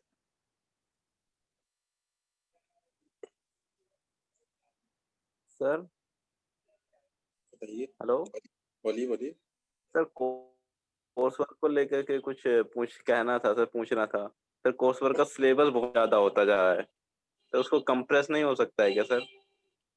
जैसे फजी को लेकर के बहुत ज्यादा है, फजी में तो बहुत ही ज्यादा है सर, ना हमसे हो नहीं पाएगा। देखिए, इतना सा पढ़ा दिया गया, पूरी बुक हो गई है सर। और यूनिवर्सिटी अलजेब्रा में बहुत ज्यादा हो रहा है सर, अभी रियल भी बचा हुआ है। यूनिवर्सिटी के सिलेबस एक बोर्ड ऑफ स्टडीज करके बॉडी होती है, उसमें तय होते हैं, जिसमें 8-10 लोग होते हैं। जो एक बार सिलेबस बोर्ड ऑफ स्टडीज में पास हो चुका, वो सिलेबस तो चेंज नहीं किया जा सकता। तो सिलेबस को लेके कुछ भी नहीं हम कर सकते। और जो 60 लेक्चर्स में कंप्लीट होना था, उससे ज्यादा लेक्चर भी नहीं हो रहे हैं इसमें। पर हो सकता है कुछ टीचर्स थोड़ा लिमिट से ज्यादा या ज्यादा डिटेल में आपको पढ़ा दिया होगा। कम तो नहीं करा रहे, अच्छी बात है, लोगों ने ज्यादा कराया। इस बारे में कई और लोगों ने भी बात की थी और मेरी एडवाइस ये थी, ये मुश्किल नहीं है। प्रीवियस ईयर्स के बैच भी पिछली बार 100% रिजल्ट था, सभी पास हुए थे इसमें। तो आप पिछले सालों के पेपर्स देखिए, आपके पास तो 3 सालों के पेपर्स अवेलेबल होंगे, 3-4 बैच निकल चुके हैं। और फर्स्ट बैच को बहुत इश्यू था कि इतने बड़े सिलेबस में से कहाँ से क्वेश्चन आएगा, क्या आ जाएगा। जनरल क्वेश्चंस आते हैं, डिटेल्ड नहीं आते, बहुत ज्यादा जनरल नेचर के आते हैं और इजीली पेपर को कोई डिफिकल्ट नहीं कहता बहुत ज्यादा। यहाँ पे तो पिछले सालों के पेपर्स के बेस पे चीजों को करिए। कुछ लोगों ने अगर कुछ एक्स्ट्रा या ज्यादा डिटेल या डीप में बता दिया है तो उसे अपना रखिए, वो आपके पास एक मटेरियल है। लेकिन एग्जाम ओरिएंटेड अप्रोच रखिए। इसमें जो क्वेश्चन पेपर आ रहा है वो उससे रिलेटेड उतना सिलेक्टेड पढ़िए। आपको वैसे भी शायद आउट ऑफ से 5 करने होंगे, तो काफी फ्लेक्स। तो सिलेक्टिव अप्रोच। आप सारे लोग पोस्ट ग्रेजुएट हैं, आपको क्या बताना, आप सब जानते हैं इसमें सर कहाँ पिछले सालों के पेपर ही नहीं मिल रहे हैं, सबसे बड़ी प्रॉब्लम तो वही हो रही है। ये तो देखो, ये इसमें कहाँ गया है, अक्षय चला गया है ना, अक्षय कहाँ गया? सर पिछले 3 सालों के पेपर मिल जाएंगे फिर तो बहुत हेल्प हो जाएगी। हाँ, क्यों नहीं मिलेंगे, क्यों नहीं मिलेंगे। ये कुछ लोग दबाए हुए बैठे हैं, आप ही के मित्र हैं इसमें से कई लोग के पास पेपर्स है ना, तो उन्होंने सीनियर से ले लिए हैं। मैं इस चीज को मतलब शेयर करूंगा। जल्दी चला गया ना अक्षय? देख लेता हूँ अभी। ये लास्ट वाली अटेंडेंस भेजना मुझे, जो है ना वो जो पेज है अभी। सुनील जी, ये लास्ट 42 में से 2 तो मैं हूँ, 40 लोगों की अटेंडेंस भेजना है ना। सर वहां पर यूनिवर्सिटी में आकर के ले लें क्या, वहां पे जी कहीं मिल सर। जाएंगे पेपर? वो हम लोगों के पास नहीं है, वो इन्हीं स्टूडेंट्स के पास है जो पिछला बैच। हाँ, रिसर्चर वाले अभी आने की जरूरत नहीं, मैं मैनेज करता हूँ। सर एक पेपर मेरे पास है, मैं शेयर कर दूंगा सर आज। एक कम करो भाई। सुनील, कौन सा पेपर है तुम्हारा? कौन सा है? जो सर लेटेस्ट में हुआ है। बहुत अच्छी बात है अगर ये हो जाए तो। किस टॉपिक का? मतलब रिसर्च मेथोडोलॉजी का या मैथ्स का या दोनों? सर दोनों ही शेयर हो जाए तो अच्छा है, किसी के पास दोनों हो, एक मैथ्स का पेपर भी है सर। एटलीस्ट हो। मैथ्स का है। मैथ्स का है। और ऐसे ही आप जो आते हैं ना कभी कभी, के पास करे हुए बैठे हैं, सबके पास पेपर है। Hello sir. सर आरएम का मैं करा दूंगा सर। बताओ राहुल, क्यों नहीं करा रहे अभी तक? हाँ जी सर, लास्ट वाला पेपर मैं पता करता हूँ सर, जो लास्ट अब बैच जो है ना अरुण जी, आप समझ गए ना। आप अपने मित्रों को ही थोड़ा नोट करो, सबके पास पेपर मिल जाए। हाँ सर, जो भी जानने वाला है मेरा, मैं उनसे बात करता हूँ sir last. Okay thank you. सब मिल जाएंगे पेपर्स। तो देखिए, पेपर्स तो सारे पुराने स्टूडेंट्स अभी भी रिसर्च ही कर रहे हैं, कहीं चले थोड़ी गए हैं, सबके पास है। भाई जिनके भी पास पेपर्स हो वो शेयर करते हैं, कुछ छिपाने वाली चीज तो है नहीं ऐसी। हाँ जी, हाँ अनुज जी, मैं पता करता हूँ, मतलब जो भी होगा जिसके पास भी, क्योंकि नहीं सर, मुझे आज ही मिला है तो मैं तो आज ही शेयर कर दूंगा सर। नहीं बंसल जी, आपकी कोई प्रॉब्लम नहीं है, आप तो शेयर करते रहते हैं। जो और भी मित्र हैं यहाँ पे तो वो करते रहे। हाँ, जो और भी है भाई शेयर कर दीजिए, से कोई घबराने की हो बात जाएगा हम नहीं। सबको भी। हाँ, कोई वो नहीं है, कोई इंट्रोडक्टरी सिलेबस है। मुझे तो खैर कोर्स वर्क की सेंस ही नहीं समझ में आती। अब यूजीसी ने कंपलसरी किया है, बिना कोर्स वर्क के भी बहुत अच्छी पीएचडी होती है। बस ये है कि कुछ ये जितनी भी चीजें आपको पता चली हैं, ये आप सुपरवाइजर के साथ हो तब भी 3-4 महीने में आपको पता चल जाता है। एक सिस्टमेटिक है। एक और बात है, आज भी कई लोगों से मैंने कहा है कि आप लोगों की रिसर्च वर्क, आप अगर ये समझें कि इस कोर्स वर्क के बाद हम पीएचडी करना शुरू करेंगे, ऐसा नहीं है। आप लोग अभी से, जैसे अभी इंट्रोडक्शन की बात की, लिटरेचर रिव्यू की बात की थी, एक अच्छा लिखा हुआ रिव्यू आपके रिसर्च पेपर्स में काम आएगा, आपकी सिनॉप्सिस में काम आएगा, आपकी थीसिस में काम आएगा, और उसमें भी प्लेगरिज्म वगैरह ये सारी चीजें चेक होंगी वहां पे। तो लिखना शुरू कीजिए। टॉपिक तो किसे नहीं पता है टॉपिक का, ऐसा कौन कंफ्यूज है जो फ्लूइड डायनेमिक्स में या टोपोलॉजी में भी कंफ्यूज है कि मुझे टोपोलॉजी में कर सकता हूँ या फ्लूइड में कर सकता हूँ। इतनी क्लियरिटी तो सबको है कि वो किस टॉपिक पे करने जा रहा है। और आप लोगों के बाद भी 100-125 वैकेंसी सुपरवाइजर्स के पास बची हैं जो एडवर्टाइज हो चुकी हैं। वो बैच साइज जब आएगा तब सबकी सीटें फुल होंगी, उनके लिए प्रॉब्लम होगी। आप लोगों के बैच साइज के साथ तो मोस्टली सुपरवाइजर्स की सीटें वैकेंट है। आपको अप्रोच करने की जरूरत थी। जहां तक वो सुपरवाइजर वाली बात आई थी, आप वो कन्विंस कर सकते हैं जब रूल्स में साफ लिखा हुआ है, आज ही पढ़ा है मैंने भी, कि केवल इंटरडिसिप्लिनरी वर्क के लिए सुपरवाइजर हो सकता है। तो सेम सब्जेक्ट के वो सुपरवाइजर नहीं होंगे। तो आपको जो भी एडवाइजर है, मैं बहुत लोगों को एडवाइस करता हूँ जिनका मैं सुपरवाइजर नहीं हूँ, तो आप उन्हें कन्विंस कीजिए कि वो रिसर्च पेपर का पार्ट होंगे, और यूनिवर्सिटी रूल्स उन्हें ये चीजें अलाउ नहीं करते हैं। तो इस चीज के लिए आपका काम नहीं रुकना चाहिए। तो अपना काम शुरू करें। ये इसके चक्कर में नहीं है कि रिसर्च वर्क चल रहा है उसके बाद ही कोई मुहूर्त निकलेगा और तब रिसर्च शुरू होगी। एक लोगों का, आप लोग जिस एज ग्रुप में हैं, आप लोगों का एक एक दिन इम्पोर्टेंट है और आपको अपने काम को समेटना चाहिए। इसमें बहुत टाइम लगने वाला है और एग्जिस्टिंग नॉर्म्स टफ और टफर ही होने वाली है। अगर आप आज यूजीसी केयर लिस्ट की बात करें कि उसमें हम पेपर पब्लिश करा लेंगे, तो वो वेरिएबल है। आज जर्नल यूजीसी केयर लिस्ट में है, कल नहीं होगा उसमें। तो बेटर है कि स्कोपस और एससीआई को फोकस करें। स्कोपस एससीआई फोकस करेंगे तो आपको पता है एक साल लगता है एक पेपर को छपने में, बनने में, छपने में। सर तो सेम आप लोगों की सब्जेक्ट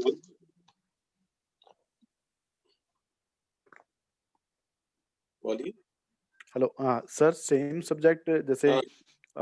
मतलब जैसे कोई प्रोफेसर सर यहाँ पर मैथ्स के हैं और दूसरे कई जगह पे मैथ्स के हैं, और एक प्योर मैथ्स में काम करते हैं, एक अप्लाइड मैथ्स में, तो उसको कैसे हम कंसीडर करेंगे? उसको सेम सब्जेक्ट में कंसीडर करेंगे? है आपकी दोनों आवाज मैथ्स में बीच में डिपार्टमेंट नहीं में भी। समझ पाया हूँ, और आपकी आवाज बीच में नहीं समझ पाया हूँ। अच्छा, हाँ, हाँ सर, मैं दोबारा से रिपीट कर देता हूँ सर। अभी मेरी आवाज क्लियर है ना? Am I audible? Yes. So मेरा क्वेश्चन ये है सर कि जैसे कोई प्रोफेसर है दो अलग अलग जगह पे, दोनों मैथ्स डिपार्टमेंट में है, लेकिन दोनों के टॉपिक अलग अलग है, तो उसको हम मतलब कैसे कंसीडर करते हैं? दोनों के टॉपिक अलग अलग हैं। देखिए, आप जो भी कोर्स सुपरवाइजर का नाम दे रहे हैं, वो अभी उतने भी डिसअपॉइंट ना हो, वो नाम दे, वहां पे नाम दे, उसे डिस्कशन में आने दें। और क्या यूनिवर्सिटी में मतलब अथॉरिटीज लोग होंगे, क्या उन्हें सुने, उन्हें जस्टिफाइड करें। मतलब वो कोई कोलैबोरेशन शो करता हो। उनका कहने का मतलब है कि वो ऐसा ना हो कि भाई एक तो केवल वो कोई कोलैबोरेशन को आप जस्टिफाई कर पाए। ये मुझे इसलिए इम्पोर्टेंट है, ये मुझे इसलिए इम्पोर्टेंट है। Okay okay okay. सर किस टाइम बताना होता है कोर्स सुपरवाइजर का नाम? जिस समय आपका ये होगा, डीआरसी होगा। तो उस फॉर्म में सर कोर्स सुपरवाइजर का तो कोई कॉलम है ही नहीं कोई कहीं पर। कॉलम ही नहीं है, तो इसका मतलब यूनिवर्सिटी नहीं चाहती आप कोर्स सुपरवाइजर रखें। पर कोर्स सुपरवाइजर अगर रख रहे हैं तो उसे मतलब उसी समय लिख लें उसमें नाम। उसी समय नाम लिख लें, अपने पेन से लिख लें। Okay okay.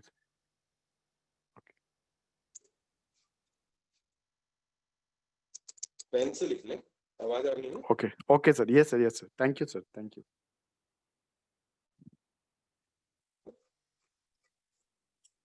ये सर आवाज आ रही है।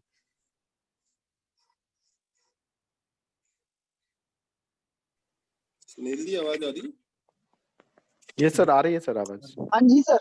आ रही है। हाँ, बताइए, और कुछ कहना है?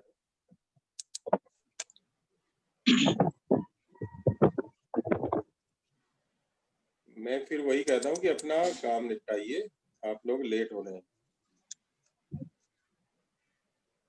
बंसल जी, स्टार्टिंग में आप कुछ कह रहे थे, उस टाइम आपकी वॉइस क्लियर नहीं थी।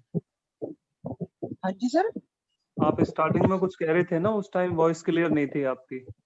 हाँ सर, मैं ये कह रहा था, जैसे सर ये सुपरवाइजर्स के लिए प्रॉब्लम हो रही है सर, तो एक सर हम मीटिंग रख सकते हैं क्या सर मंडे को, जिसमें सर जितने भी लोगों को समस्या है वो सर अपनी एक बार रिकॉल कर लेंगे और फिर अभी सर अभी उसे। अभी अभी पूछिए, मैं अभी सोल्व कर देता हूँ ना। मंडे किसने देखा है? ठीक है। हाँ तो सर वही है, मतलब जो सर लोग कह रहे ऑफिशियल, थे सर। हाँ सर ऑफिशियल स्टैंड के साथ बता रहे हैं इस टाइम। कौन है? मैं बता रहा हूँ ऑफिशियल क्या कह रहे हैं। ये कह रहा हूँ कि सर इस टाइम ऑफिशियल कैपेसिटी में ही एडवाइस दे रहे हैं, इनको कह रहा हूँ, सुनील जी को। अच्छा अच्छा, मैं वही तो कह रहा हूँ कि मुझे सर मतलब वो बाकी लोगों की रिक्वायरमेंट थी ना, यदि सॉल्व हो जाएगी तो सर फिर तो कोई तो समस्या ही नहीं है सर। मैं तो अभी कह रहा हूँ ना, अभी जी पूछिए सर। आइए इसका हाँ इश्यू जी, है। हाँ जी पर सर। जो लोग जिनके इश्यू सॉल्व है जा सकते हैं, सबको रखिए। जो लेफ्ट करना चाहे लेफ्ट कर दें, बाकी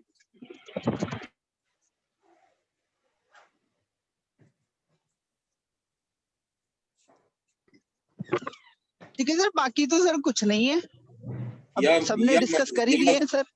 या मंडे का ही मुहूर्त होगा तो मंडे को डिस्कस कर नहीं नहीं सर, नहीं ऐसी कोई बात नहीं है ऐसा सर। कुछ नहीं है। सर बस वो तो यही था कि भाई वहां पे जब हमारे डीआरसी हो तो किसी के साथ भी ऐसा ना हो कि वहां पे रिजेक्ट हो जाए किसी रीजन से। नहीं, रीजन तो क्लियर है, वो उसमें कंसेंट ना दे। हाँ जी, हाँ जी सर। तो थैंक यू सर, आपने बहुत सारी चीजें आज क्लियर कर दी सर।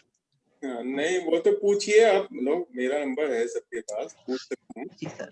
और एनीवे वो मीटिंग करा लीजिए। वो एक लिटरेचर, और जिन लोगों के सुपरवाइजर्स हैं, है ना, जी वो सर। लोग लिटरेचर रिव्यू लिखना शुरू करें,